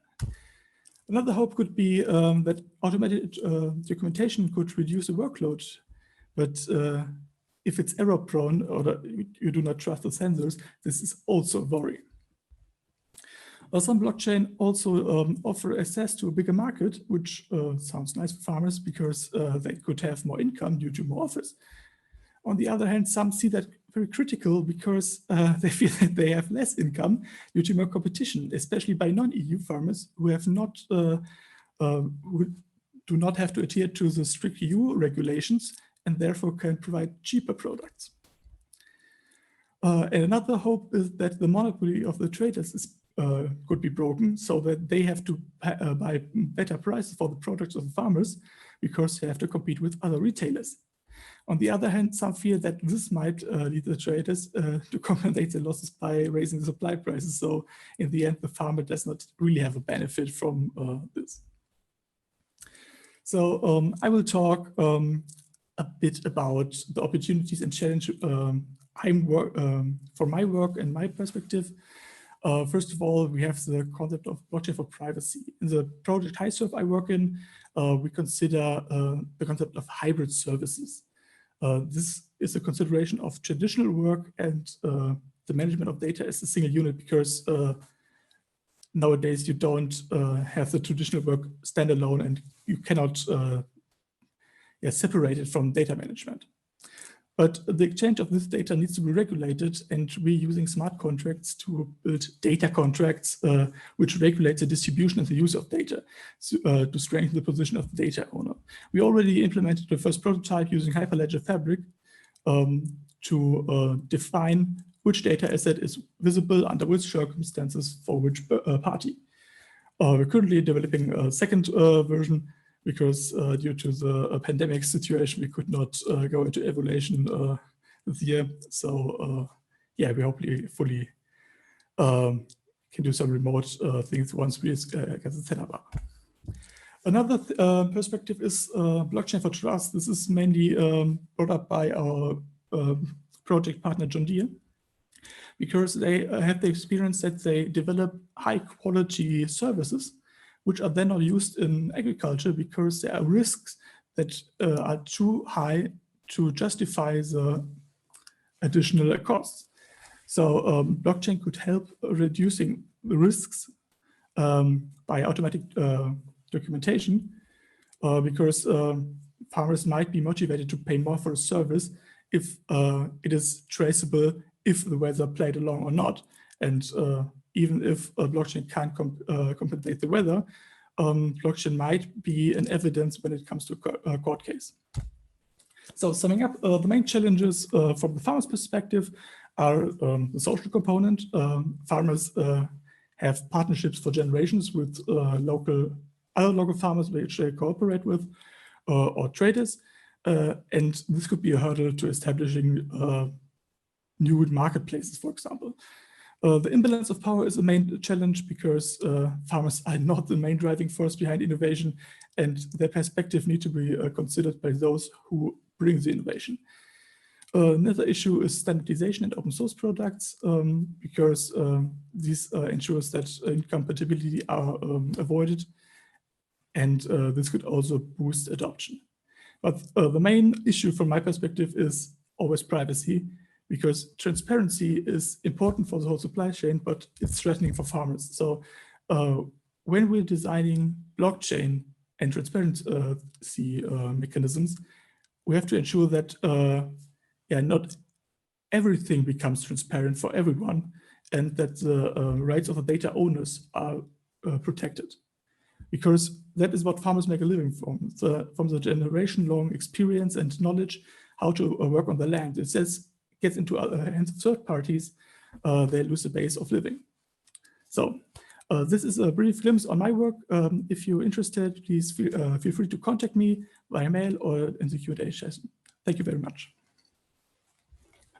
Thank you very much. Thank you very much, Sebastian, for this great introduction that quite nicely also pointed towards I can say the dark side of blockchain technology from the farmer's perspective.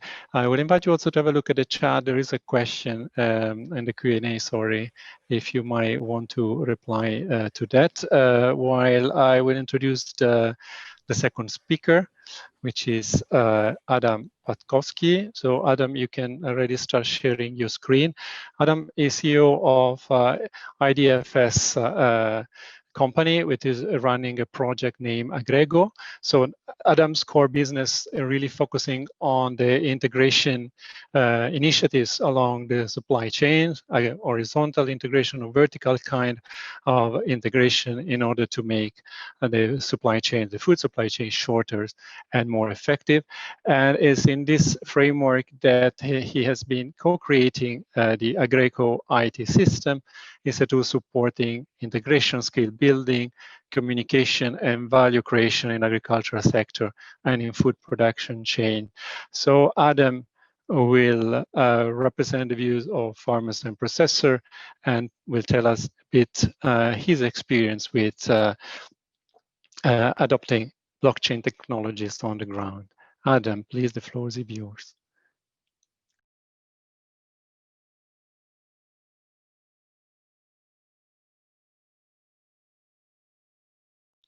Adam, we cannot hear you. If you're speaking, maybe check your mic if it's unmuted. Okay, I'm sorry. Yes, perfect. Thank you, Fabio. Thank you very much for your introduction, and thank you for the invitation to and the opportunity to participate in this very important and inspiring discussion.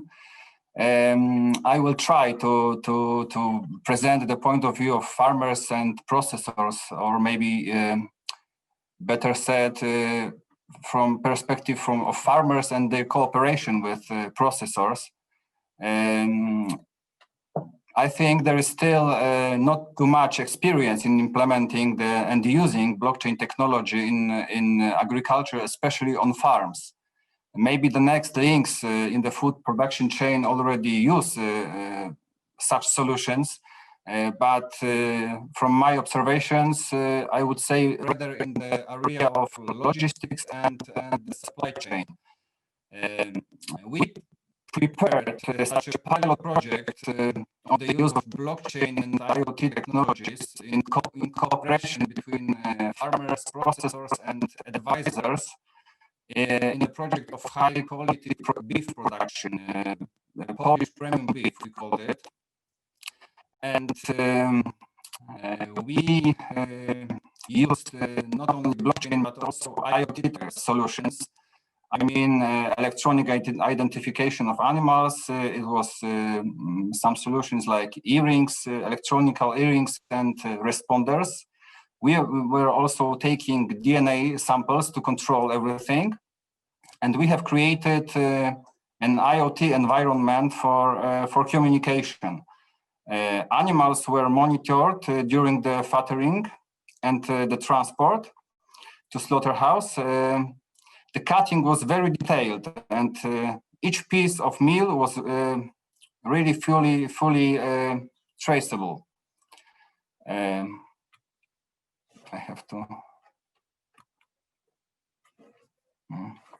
have a problem with my presentation, sorry.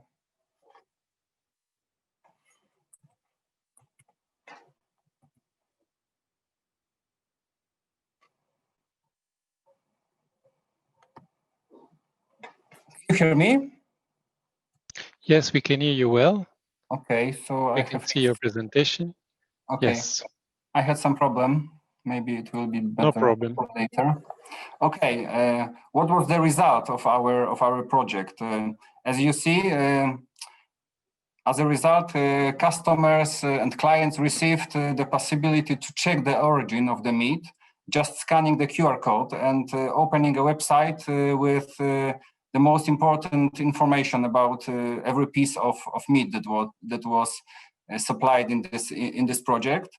And I have to say that customers' response was very positive. We gained some experience, and now we are working over much wider range of products that we would like to close with some such projects and deliver such information about different kind of products. But I have to say that during the project, we gained the experience that showed us what a challenge we face, and that it's not so easy to start with such innovations, I would say, because it was quite a big innovation for Polish realities and farming realities in Poland, I would say. We have to remember that Polish agriculture is very fragmented, and the competitive position of farmers is very weak, I would say, in whole the chain. And we faced quite important challenges, and we will have to solve many problems and bottlenecks, I would say. The first of all, I would say about the natural, in my opinion, and widespread fear of change, simple fear of change, in particular among farmers. This huge imbalance in the chain, and particularly noticeable in producer-processor relations, is really big. Farmers are not so open for innovations and new technologies. Maybe the reason is that they have insufficient resources, and they feel their position is not so strong. Another problem, challenge, is the architecture of this IT solution that we would like to dedicate to the broadly understood food production chain. It's crucial from the point of view of its target, usefulness, and effective achievements of the assumed goals. There is not a necessity of using blockchain in every stage. We have to combine different IT solutions, and it's quite difficult to project everything well and to make an optimal solution. Another challenge is new infrastructure resources, and the cost of this innovation is difficult, or at least not easy to estimate. There is also concern about data ownership and everything that's related, and I think Sebastian earlier told a lot about this. But we have to remember that opportunities that technology opens and gives are certainly worth the effort that we have to make to obtain the expected results. And it certainly requires the cooperation of all the chain links. I pointed quite a lot of opportunities. We could discuss each of these issues in detail, but the time frame at the point only allows me to indicate them. I would say we are facing the real breakthrough and real digitization of agriculture and food production monitoring in the area of food safety and quality. We can reduce a huge imbalance in the food production chain that I mentioned earlier, this weak position of farmers in particular. We can shorten the food production chains, increase trust and partnership on a few levels. We can spread horizontal and integration, which is fundamental, I think, when we concern the possibility of gaining success implementing such technologies. We can improve efficiency of agricultural production, which is the most important for farmers, I would say. We can try to build modern digital quality certificates and marketing tools. We can improve food safety and quality. A lot was said about this in earlier parts of our webinar. We can reduce frauds, falsifying and manipulation in information about food, which is quite common, unfortunately. We can continue the opportunities. We can strengthen the image of European agriculture as a friendly and sustainable, as opposed to industrial agriculture that is more and more strong, I would say. We can improve the flexibility of security system. We can reduce the use of antibiotics and chemical in agricultural production thanks to possibility of controlling this process. We can achieve improvement in the area of environmental and climate protection, developing sustainable agriculture and traceability in agricultural production, thanks to the possibility of measuring many processes and indicators. And finally, we can respond to expectations and requirements of aware consumers in terms of food traceability. There is a long way and a lot of work to do to boost the uptake and effective deployment of blockchain technologies. And I mean that we face many barriers, and breaking down barriers related to the fear of change, the deficit of trust and openness to innovation is very important. How can we achieve it? First of all, and I think, and the most important is education, technical and organizational. We must build good conditions to exchange information and build a real partnership in chains, because unfortunately, at the moment there is lack of trust, and the partnership is very weak, I would say. We also have to build appropriate legal framework, both in terms of obligations and incentives. And maybe even these incentives are much more important. And to reach it, we have to build well-matched financial support instruments, especially for farmers. I say especially for farmers, but not only for farmers, but next steps of the chain are next links of the chain are much stronger and better prepared to launch such innovations in the whole production chain. I think my time is gone, so that's all from me. Thank you very much for your attention, and also wait for questions and contact. Feel free to contact me. Thank you very much. Yeah, thank you very much, Adam. From time to time, we had some difficulties to hear you well because of probably audio issues, but I think the presentation was very clear. And thank you for listing all the opportunities, which by far overseeded the numbers of issues, but you pointed out quite a number of interesting ones. You asked for questions. If you look on the question and answer panel, you will see some short, more longer question that I think it would be great if you can give it a go, because it's directly linked to your presentation. Unfortunately, for the interest of time, I won't take them up now. So if you can look at them and reply in writing, would be great. So I can move then. Thank you very much again. And I will move straight to our next speakers. So Kostas, you can start already sharing your screen, please. Kostas Nikou is a managing director at Alpha Estate Winery, Greece. So we are really moving towards the production and the supply side. Kostas is not only a farmer entrepreneur, is a business consultant, actually a very interesting background of applied informatics and corporate investment expertise. So he also plays a role in advising companies into setting and implementing sustainable and sound business plans. And so he will bring yet another perspective into this discussion around blockchain technologies. Kostas, when you're ready, the floor is yours. Thank you. Thank you for your invitation.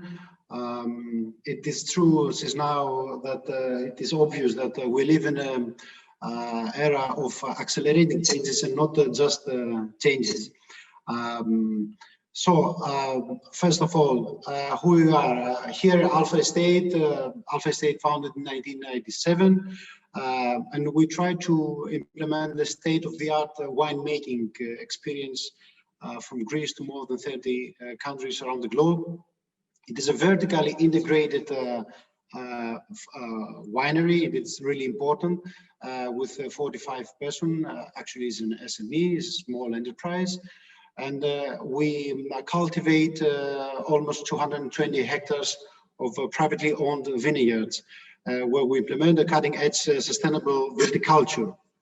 Here you see an overview of a Mindon viticulture zone with the 2 lakes and mountains, ideal place for winemaking.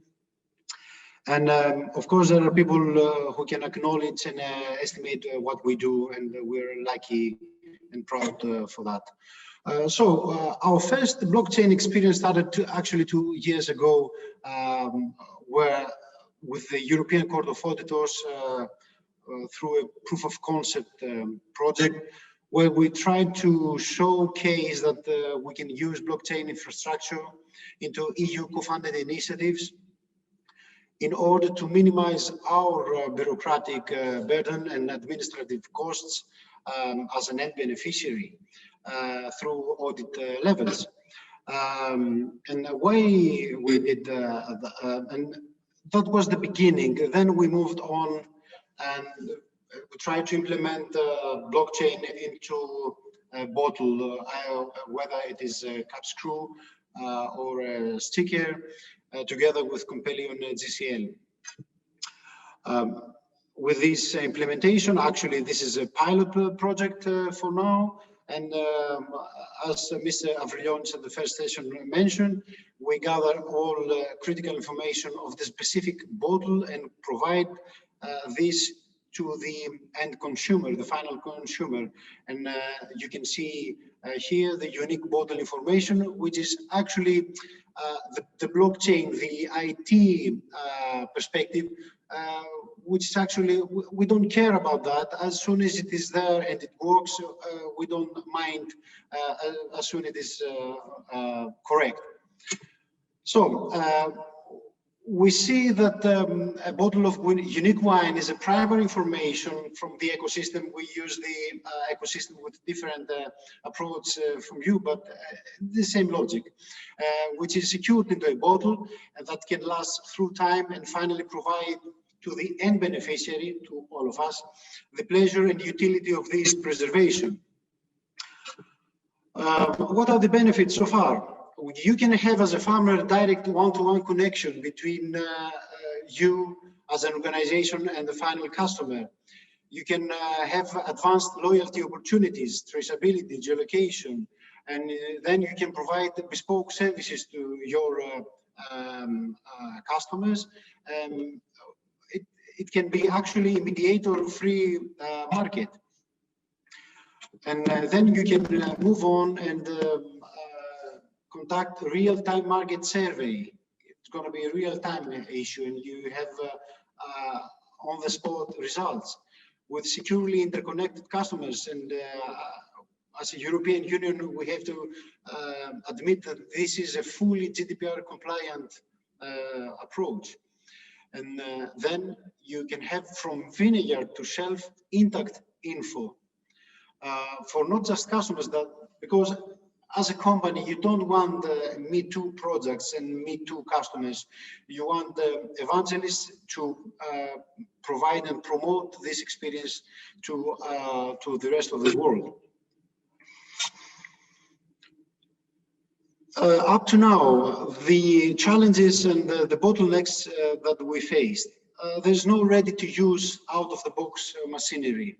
You have to handmade the solutions, and it means increased initial costs for you as an organization, for us as a winery. There are some issues when trying to scale up the approach to all products. For small wineries, for small farmers that are data-driven, this might be an easy way or easier way. For us, with let's say 18 labels with different approaches of each product to different markets, this might be an issue. It is definitely a bottleneck. Of course, for now, the capacity building inside the company is a difficult task, and there's a lot of blockchain providers with proven expertise into that area, and not just because they say so. Now, as I mentioned before, we participated in an early proof of concept with Court of Auditors. This proof of concept has been presented and selected by the EU member states as one of the first 4 use cases of the EBSI, the European Blockchain Service Infrastructure, called the notarization use cases. We are very happy for this development. This technology development and context could be used to support protection of origin or other agri-food related quality schemes in order to prevent counterfeiting and to offer an EU-wide digital platform for more transparency and protection for the consumers. Let's say this could begin with PDO certification in certain products like wine, olive oil, even cheese in some cases. In this way, we can have better products, lower cost, and actually more competitive products. And we will be more appealing to new ages and markets. I mean, with regards to Generation Y, late Generation Y, and Generation Z. This is also very important and crucial for us as a company and for every company. The opportunities for next blockchain agri-food use.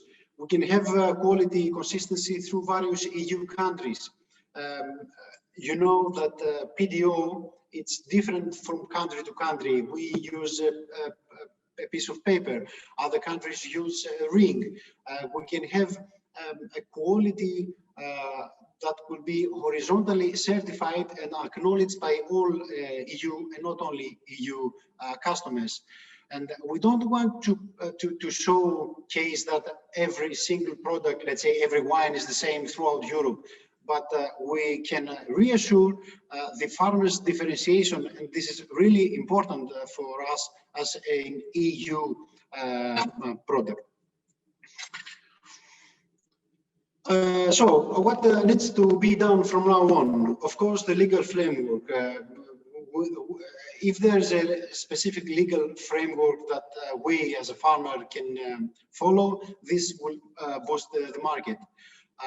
The new blockchain integration strategy has to be conducted by all stakeholders, policymakers, manufacturers, farmers, producers, etc., in order to standardize the whole process, and eventually we will have economies of scale.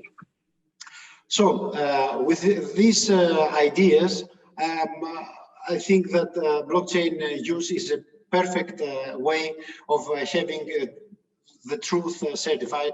And once again, I would like to thank you for your invitation. Thank you very much, Kostas, for this excellent presentation. I think many points you raised also resonate with what Adam just explained before, and also thank you for sticking with the time. I haven't seen any particular question in the Q&A linked to your presentation, but maybe that will come later. So again, for the sake of time, I would then go directly to the next speaker. I see a presentation is already popping up. Thank you. So the next speaker in the roster is Emmanuel Delaire, is Blockchain Program Director within Carrefour. Emmanuel has been asked to develop a first experimentation of blockchain usage in food traceability already in March 2017.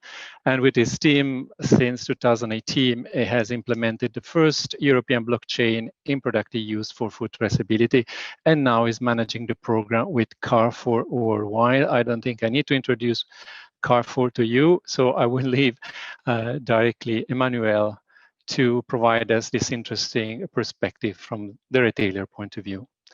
Thank you, Manuel. The floor is yours.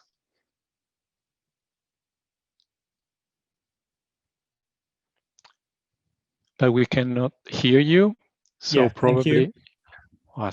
Thank you all. Thank you for all the presentation and information that has been shared, because when we started this program nearly 4 years ago, we would have been very pleased to get all these advices and all these lessons learned in order to avoid issues and pitfalls that we got. As of today, Carrefour around the globe has more than 200 SKUs and products that are blockchain for the interest and the advantage of our customers.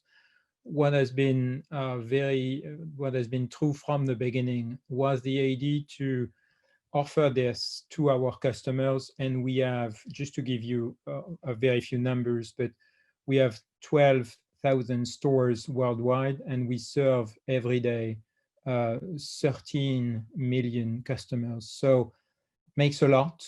So blockchain was really an interesting technology and mean, but not a goal per se. The idea was to give some additional information to customers.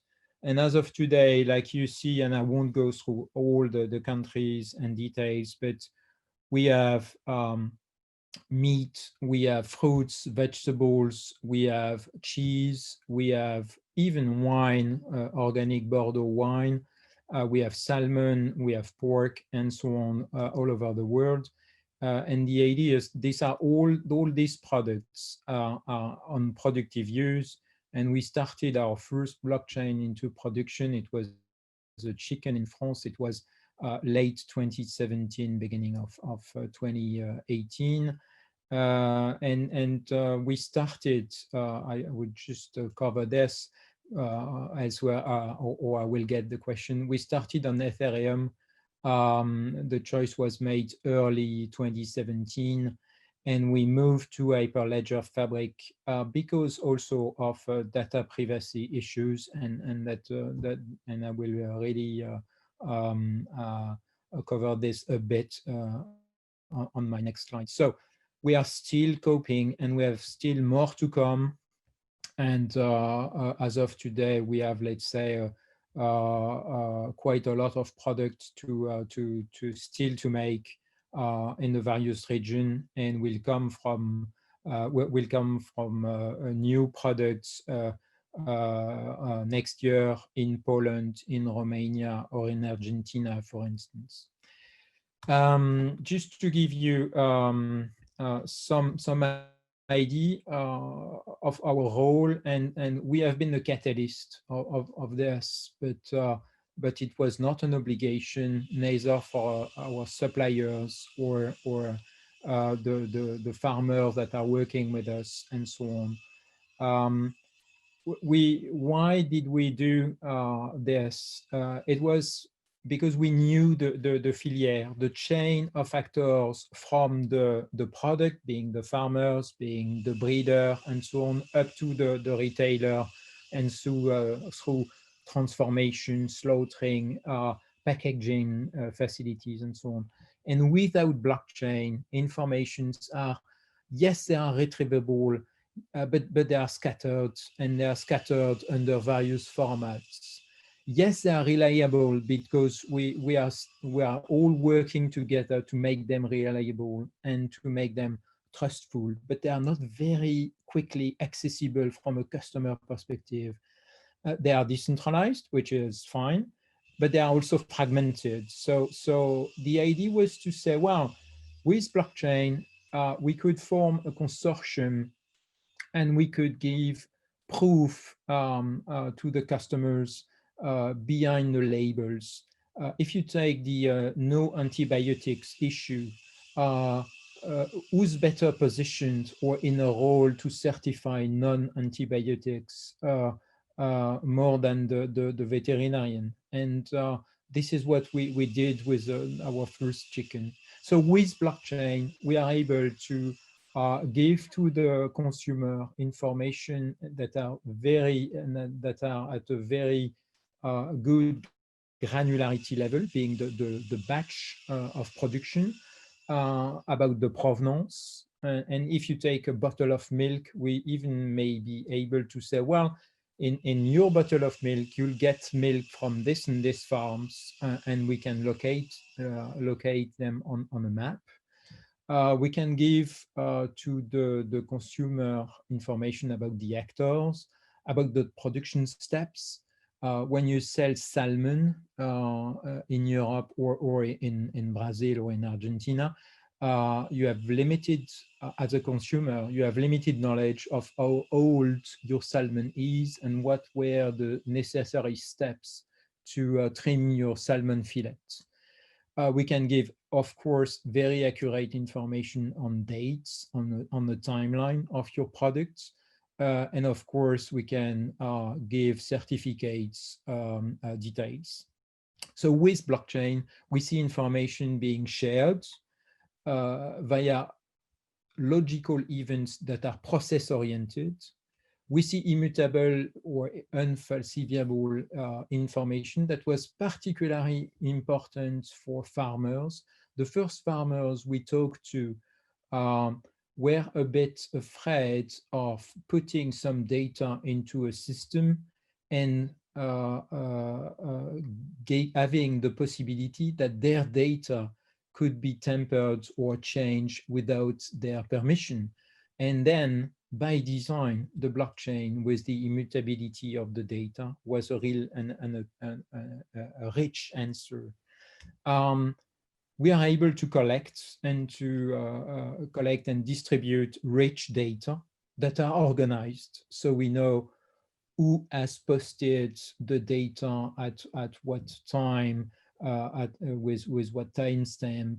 We know a lot of data together, we being not Carrefour, but the filière itself. These data are secured and immediately available for the customer's sake. So we did this because it was a mutual benefit for all, including the consumer. And we see, and this is my next and last slide, we see that 70%, and this has been studies in both Europe, but also in North America. We see that 70% of the customers are willing to pay certainly a bit more if there are more quality or more information. So we'll cope with this. We also see that we are beginning to have some issues with labels. You previously mentioned organic. I saw the other day a package of pasta, organic pasta from Italia, with 3 organic labels. And when you have 3 organic labels on a pack of pasta, it's too much for a consumer and a consumer perspective. We see a demand, especially with the pandemic, for local provenance. We see a lot of free-off segments in terms of willingness from the consumer perspective, GMO free of, antibiotics free of, and so on. So we see this and we have to prove this. And we see customers that are shifting from a world of abundance or a demand of abundance to a demand for quality and then trust. On the, I would say, collective and supplier perspective, we see this collective transparency being really, we see blockchain as being a tool to provide this collective transparency between us, but also for the customers. We'll see the actors being responsible for their data. They are not giving or they are not transferring the responsibility to somebody else. So it's quite important for them. We see, I'm sorry for the little mistakes, but we see also that logistics and supply chain are more and more complex, and we have a view of being able to step by step follow the real and the actual supply chain and logistics of the products. And we see information made available for other usage, being the fact that yes, we'll recognize any risk. Yes, we'll recognize any situation where the amount of the number of chicken delivered is different from the number of chicken that was issued from the farm, for instance. And to be very transparent on this, we have been very sensitive from the beginning on the data privacy problems. And it was very important for us that if you put a data in, if you're an actor in the supply chain of a product, and if you put data that is very sensible, you could be able to say, well, I put this, but I'm the only one to see it, and of course to be able to view and value it. So needs to address from our perspective, because we have a long journey still to come. We have long years of new products to launch via the blockchain in the various countries. Yes, we have a problem of common languages and standards. And as mentioned by the Canadian presenters, Carl, we have the chance in the retail industry to have the GS1 standards. So it's really a plus for us to be able to have already some standards in it. Interoperability of blockchain and data and processes will be a key, and we'll be working on this. We are still already working on this, but we'll be working on this next year. We already have 2 blockchain layers running, so it's easy for us to make some research on this. Yes, blockchain is, and I think you're the perfect demonstration of this. 3 years ago, you said blockchain, and everybody was talking bitcoins. Yes, blockchain is an engine to produce trust. If you already trust your members, if you have a permissioned system, and certainly on an EC perspective, we should think about some common space of data for the consumers, and this could be done at the European level. Thank you. Thank you very much, Emmanuel. I lost a bit the connection in a while, but now it's restored, so I'm happy to be back. Thank you very much for your clear presentation, also for your honesty with which you presented also some of the challenges at the way forward for Carrefour.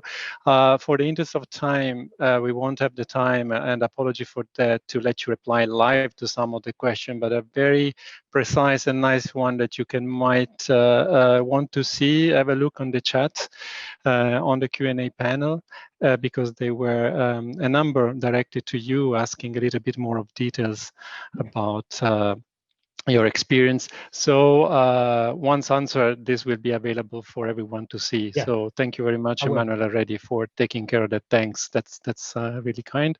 So I have a last speaker in the roster to introduce to you two, is Sophia Kuhn. Sophia actually represents EIT Food. There is heading the public engagement team, and that's why we called upon her, because we were trying to round this conversation off by trying to bring in the perspective as far as possible of the last bit of the chain, and in the story, that of the consumers. And Sophia, in the context of IT Food, is the founder of Food Unfolded, which exactly trying to bring on board consumers and engage them in the dialogue about trustfulness in the agri-food chain. And so we thought that could have been also a very nice, let's say, point of view to share with you. So Sophia, if you are with us, yes, I see your presentation. Please, you have the floor, and thank you for being mindful of the time, because we are, as you can see, quite late on schedule. Thank you. Thank you, Fabio. Can everyone hear me? Some thumbs up. We can, and we can see you. Yes, go ahead, please. Thank you. Perfect. So thanks a lot for the introduction, and thanks for inviting me to speak at this webinar. What I'm going to speak about today is a little bit of an overview of what EIT Food is. I'm going to introduce some of our work that we do on understanding trust in the food chain, so it follows on a little bit on what Emmanuel already touched upon. And then I'm going to talk a little bit about Food Unfolded, which indeed is our public-facing platform, which aims to reconnect people with the origins of our food by increasing transparency in the food system. So what is EIT Food? EIT Food is an innovative community solving global food challenges. Of course, we cannot do this by ourselves, so we do this with a system-wide approach We bring together innovative players together across the food system to build a powerful community with a vision and skills to really transform the future of our food. And our strength really comes from our partners, and we represent over 85 of Europe's leading agri-food companies, research institutes, and universities. We're headquartered in Belgium, but we also have local or regional offices in Poland, in Germany, in the UK, another one in Belgium, and also in Spain. So, our ultimate goal is to create a food system which is more trusted. In order to do that, we also need to better understand what drives consumer trust, of course.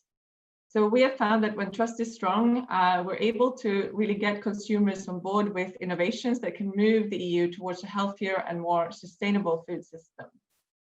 And to track trust, we've set up a quantitative yearly study called the Trust Tracker, which maps consumers' trust in the food value chain and its different actors as well, from farm to fork to policy.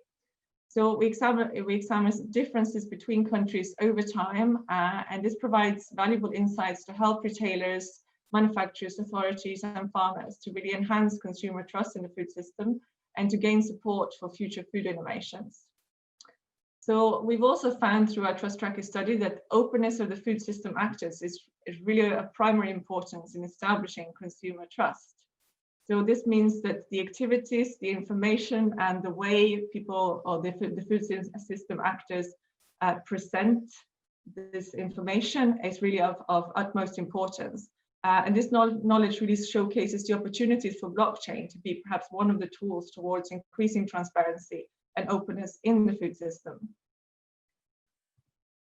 In our survey, we also see that European consumers are most confident that their food is safe and tasty. So this means that they really believe that the European food system produces food which is safe and tasty. Authentic and sustainable, on the other hand, ends up second and second to last. And we learned from our qualitative follow-up study that this is mostly because it's quite hard for consumers to understand what sustainability, for example, means in relation to food. And this is perhaps why it is less understood and less interpreted. So sharing brand, company, and product information around authenticity and sustainability via blockchain can therefore really allow consumers to search and gain deeper knowledge on the spot about the product and brand that they buy, and making their experience with the brand much more compelling and factual. So many brands have, of course, already done this. So according to a 2001 paper by Chowdhury and Holbrook, they say that decreasing information asymmetry and chances for fraudulent product information could eventually result in increased brand trust from consumers. And this also very much supports what we have learned from transparency, what we have learned in terms of transparency, increasing trust. So increasing traceability via, for example, blockchain, but it might indeed be one way of increasing openness and thereby, in the longer term, increase trust in the food chain. So a key benefit of better traceability is to help us all reduce our environmental and social impact of our diets through more informed choices. But before we can do much about it, we need to work out which factors we should track and which would enable consumers to make more informed choices. So as we can see through our polls and quizzes that we run on Food Unfolded, which is our community of people, mostly online, which engage in dialogue around the origins and the future of our food. We use this platform to further understand what people know, but more importantly, what they actually don't know. And we know that sustainability is really something that consumers find very important in relation to food. But when we ask them specifically what factors they think are the most important when they buy food, we see that although land use is actually one of the things, it accounts for more than 80% of the footprint of most of our foods. This is not what consumers know. They think animal welfare is the most important thing. So this kind of information, understanding what drives consumers, what they know, what they don't know, is something that can also drive the use of blockchain, because it will increase the information we give to consumers. And we use this information on Food Unfolded to drive our content. because what we want to do is really make the invisible more visible.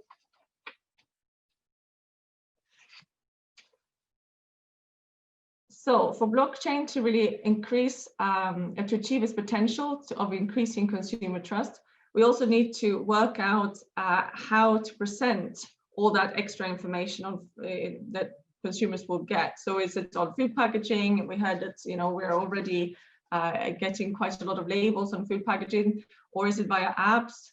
But either way, we need to figure out a way that makes this easy to use and easy to understand by consumers. So working out how we phrase things will depend on the type of product or commodity we have at hand. We see that the consumer acceptance of new technologies is very much influenced by the properties of the products. So if we take gene technology as an example, this has been very accepted for medical applications, but European consumers are very, very hesitant when it comes to buying products with GM ingredients. So factors such as the perceived risk and naturalness are really important things when it comes to acceptance of new technologies. And consumers have difficulties assessing both the risks associated with new technologies, but also the benefits of them. And this makes phrasing and framing very important aspects. But of course, these are huge challenges. And it's a great shame that this webinar takes place today, because this week on Food Unfolded is Traceability Week.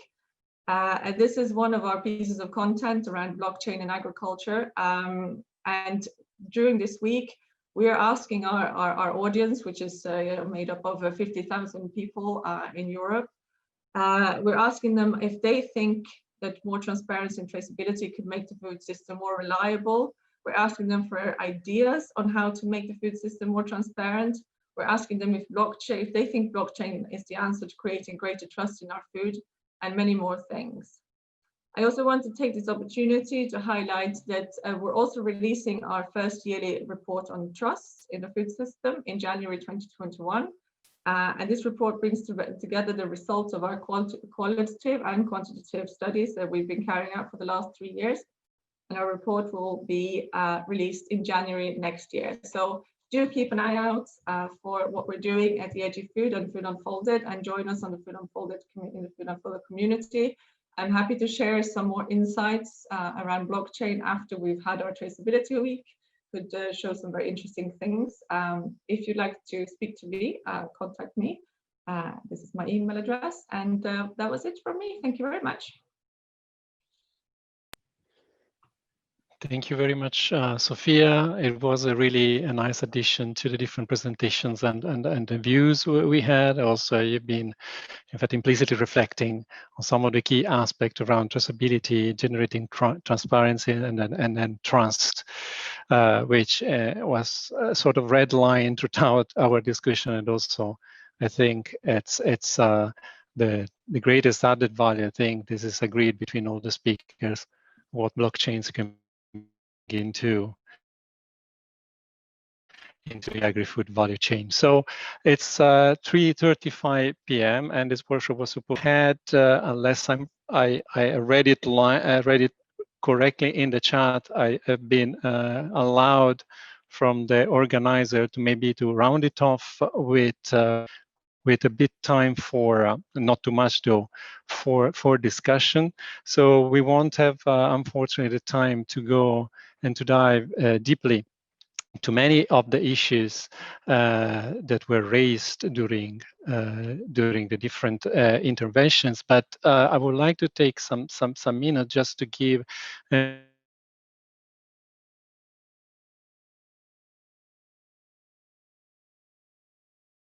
said, especially now that we have put together two pieces of the puzzle. So we heard about those technologies, those using, say, blockchain technologies, about opportunities, barriers, challenges, a way forward. So if you let me, I would like to just put forward a question for all, and maybe start collecting some reactions starting from the speakers from session 1. So having looked at applications, possible application along the supply chains, the different opportunities and also challenges that the speakers have outlined. What do you think are, let's say, the most urgent developments needed in order to boost the uptake of blockchains in the whole agri-food chain? You're free to tackle this from your perspective, but I would like to give a closure to this workshop by looking forward, so to try to answer to this question in terms of what actions are needed. So the most urgent development in blockchain technologies, I might try to open the floor and get a bit of a glimpse from everyone involved. I should name and shame, because unfortunately we need to keep this organized. So maybe we can start from Maria. Would you be happy to give a start and reply to this question from your perspective? Maria Minarikova. Are you still with us? Yes, no, I am, of course. Okay, sorry no, to I'm pick sorry. you. Can somebody go first, please? Because I'm having a bit of an issue with the chat. Okay, sometimes I let's can't see them. okay, let's try. Would you, the next one, Dennis? Would you like to maybe reply from your perspective? Sure. I see two things. First Thank of all, is when we are talking about agriculture, most of the time we're talking about SMEs. So the digitalization of SMEs, in general, it's an issue. I mean, you don't have necessarily all the knowledge from small farmers of what is potentially possible with technology. So we should have a translation layer between the providers and the consumers of technology. And in that context, I mean, things like the Digital Europe, the new framework of the European Commission might help, but it's definitely something that is, we need to support the farmers to jump into digitalization. That's one. The second is things that can happen at the level of the EU that cannot happen at each member state. So typically, if we have now a framework of developing blockchain services at the level of EU with the European Blockchain Services Infrastructure, if such platforms that are actually member state owned and EU owned have the ability to have typically some legal value recognition, so instead of having each country adopting or on top of having each country adopting legal acknowledgement of EU registrations, if we have something at the level of EU with a regulation that every time that you use things or things are notarized on blockchains could have some legal value, that could accelerate things. And if we push this to the agricultural sector, eventually protection of quality schemes like protection of origin, which is something that Europe pushes to the outside world, could accelerate things. So you will see added value from a business perspective to adopt the technology, and not just for the fun of moving to the next way of technology. It must have something, a business value, and a quick time to market for the SMEs. So that's my take. Thank you very much, Dennis. Very pertinent. Very pertinent. You're advocating for a bit of a push factor, not only a pull factor. This can definitely come also from let's say an appropriate legal framework and structure, let's say infrastructure, European level. Thank you very much for this reflection. Then, Chantik, maybe you want to also try to reply to my first question about what, in your opinion, could be boosted or need to be boosted in order to for the uptake of blockchain technologies on the ground.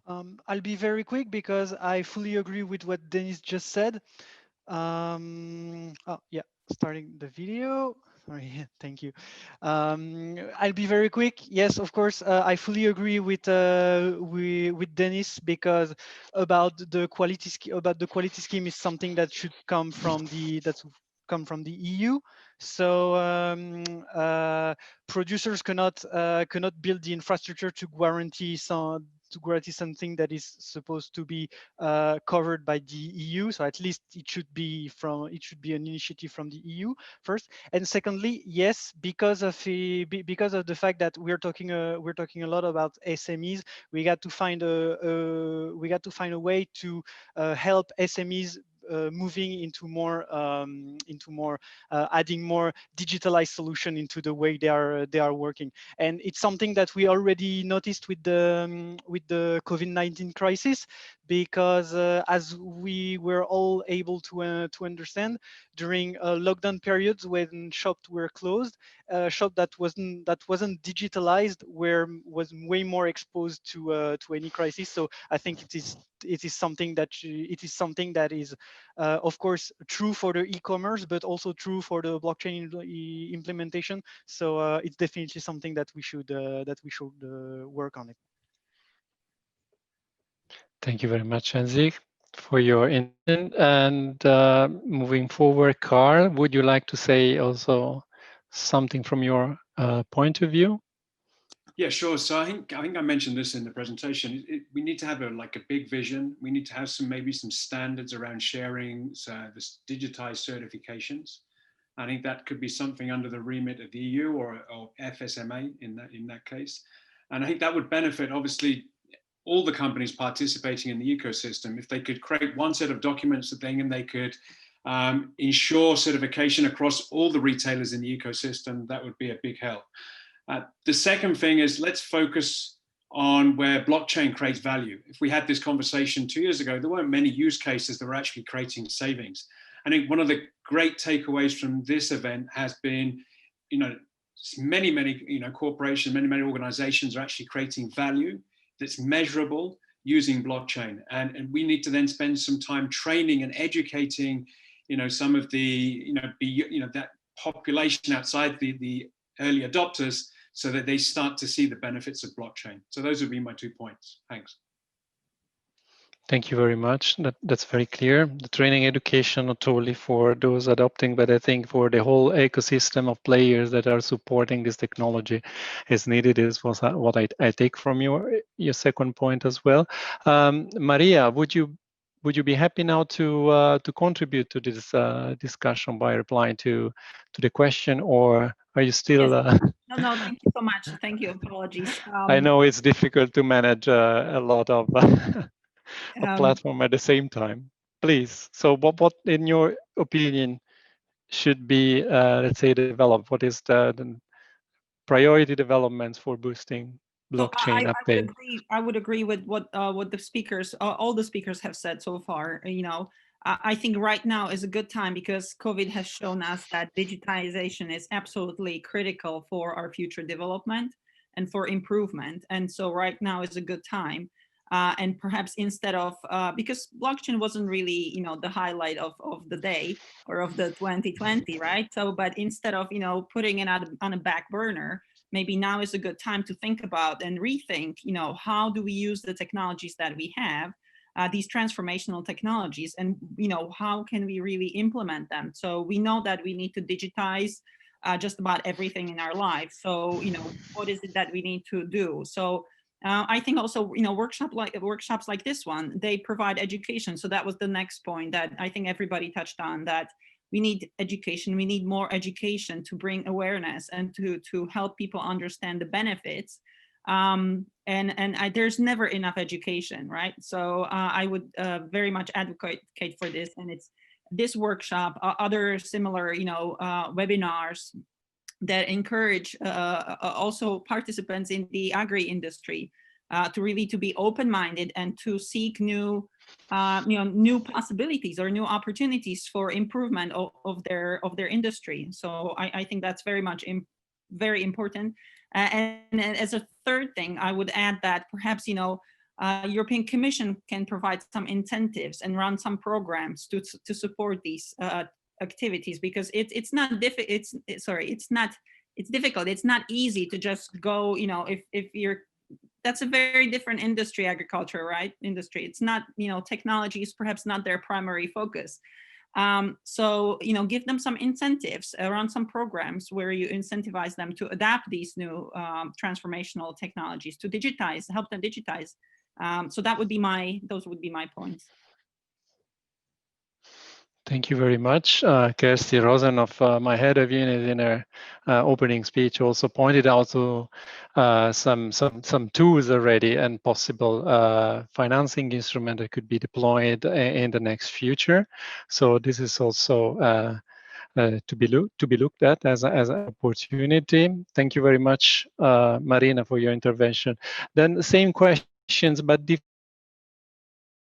different set of speakers. So I'd like also to give the session to the possibility to say a few final words around priority for development of blockchain in the agri-food sector.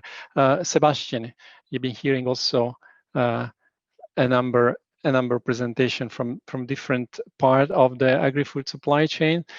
Does this change your mind about next development for blockchain, or confirm some of your ideas? Yeah, I want to thank you everyone for the presentations, and just to clarify, I'm not an opponent of blockchain. I just pointed out some of the challenges we found that are existence in the current in the heads of the farmers, and which need to be considered to develop something that is really adopted in the end. It does not stay unused.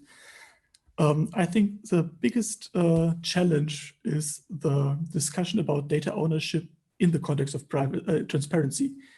Transparency is needed, and especially in the context of blockchain, transparency is a main issue.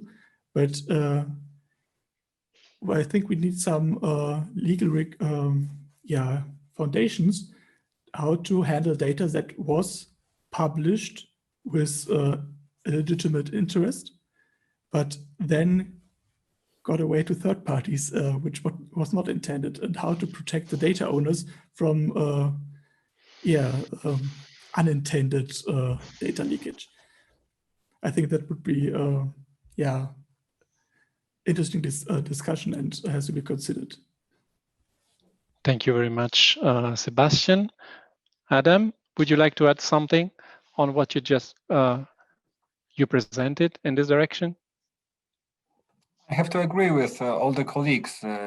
I know that there are many doubts and fears from this new technology, from this innovation, but the opportunities are certainly worth working, and we have to be patient. We have to know that it will be a process that will take years, because one of colleagues said that we are there where internet was in 1990s. So there's a lot of work to do, but I hope it's a real chance for a breakthrough in this area, and that the technology supported by IoT solutions and artificial intelligence and decision-making tools will really change something, and will open the new chapter in the field of food safety and quality monitoring, and will allow to eliminate imbalances in the chain, and will also finally allow the best products to be distinguished and appreciated, and also allow consumers to dispel any doubts and make fully aware decisions, because at the moment they do not have such a possibility, I would say. Thank you. Yeah, thank you very much, Adam, for the conclusive remarks from your side. Kostas, we've been also in touch before today, and you had quite precise ideas of what would the next development in this sector be to boost the uptake at, for example, your level. Do you have some point to reiterate? Most of the points are already covered, but one final remark on my side. As long as all these solutions are nice to have from a business point of view, there would be other, let's say, priorities for a company. As soon as these tools and these solutions are become must to have, then things will become more quickly at all levels of implementation. This is my point of view. Okay, thank you, Costa. Thank you very much. So you also referring here to some, let's say, action probably at European level to try to stimulate and provide also the tools for adoption on the ground. Thank you very much. Then Emmanuel, I am now reverting to you. Also want to have a final word of what, from the retailer perspective, do you think is the most needed development in order to boost the uptake of blockchain technologies across the agri-food chain? I'll make what is more urgent with that? I'll make two remarks. First of all, yes, we are talking with SMEs and little farmers and so on, but I met little farmers who have a smartphone with 4 or 5 apps on weather. So I don't think data collection is much of an issue there. Data ownership is really something that we have to work on for sure. I would also look at a broader level, because Carrefour is not only working in Europe. Taiwan, the US, Brazil are already, Australia are already working on blockchain, on new tools for tracking and tracing products. So we have to work on this at the European level.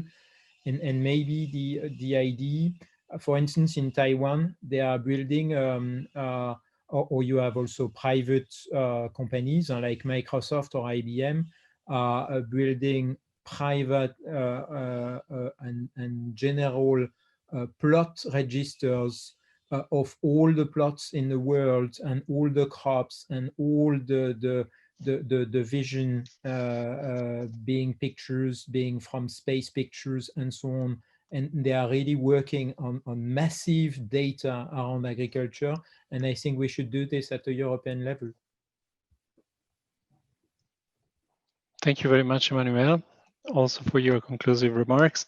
And then finally, I would say last but not least, Sophia, do you feel like to add something from, let's say, the consumer perspective on what do you think it's most needed for blockchain technologies to take more widely?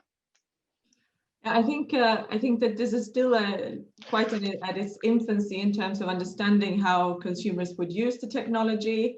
So there's still a lot of work that needs to go into understanding how this would look for consumers. We already live in a world where we're bombarded with information online and offline, mostly online, especially now or during the pandemic when we're always online.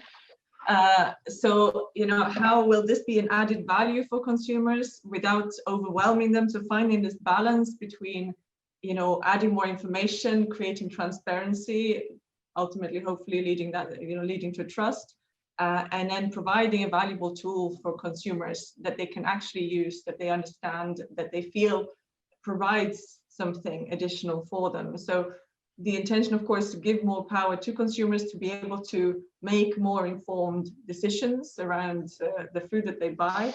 And this is an opportunity, I feel, to not fall into the GM trap of kind of,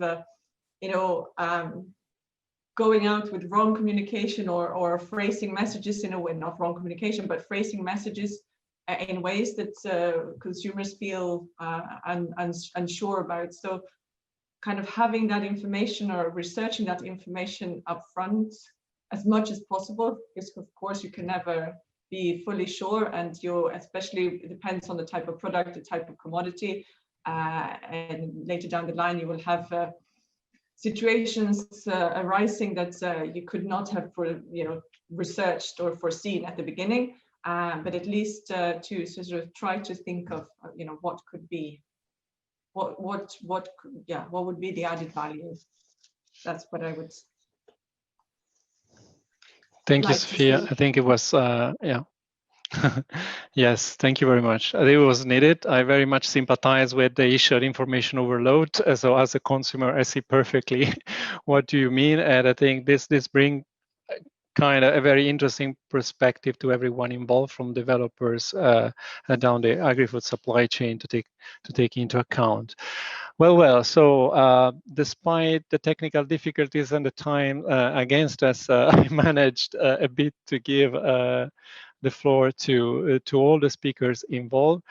From my side, I will stop it here. I don't think I would to the richness of discussion by trying to summarize everything was said so far, because also this last, I think, turn of discussions and the answer from all the panelists quite nicely provided, let's say, the closing remarks for this this event. So unless my colleagues from the European Commission, so in DG CONNECT to DG AGRI, want to add something or make an announcement, I think I will then pass to the organizers, to Nico's colleagues from the European Blockchain Observatory, in order to close this meeting.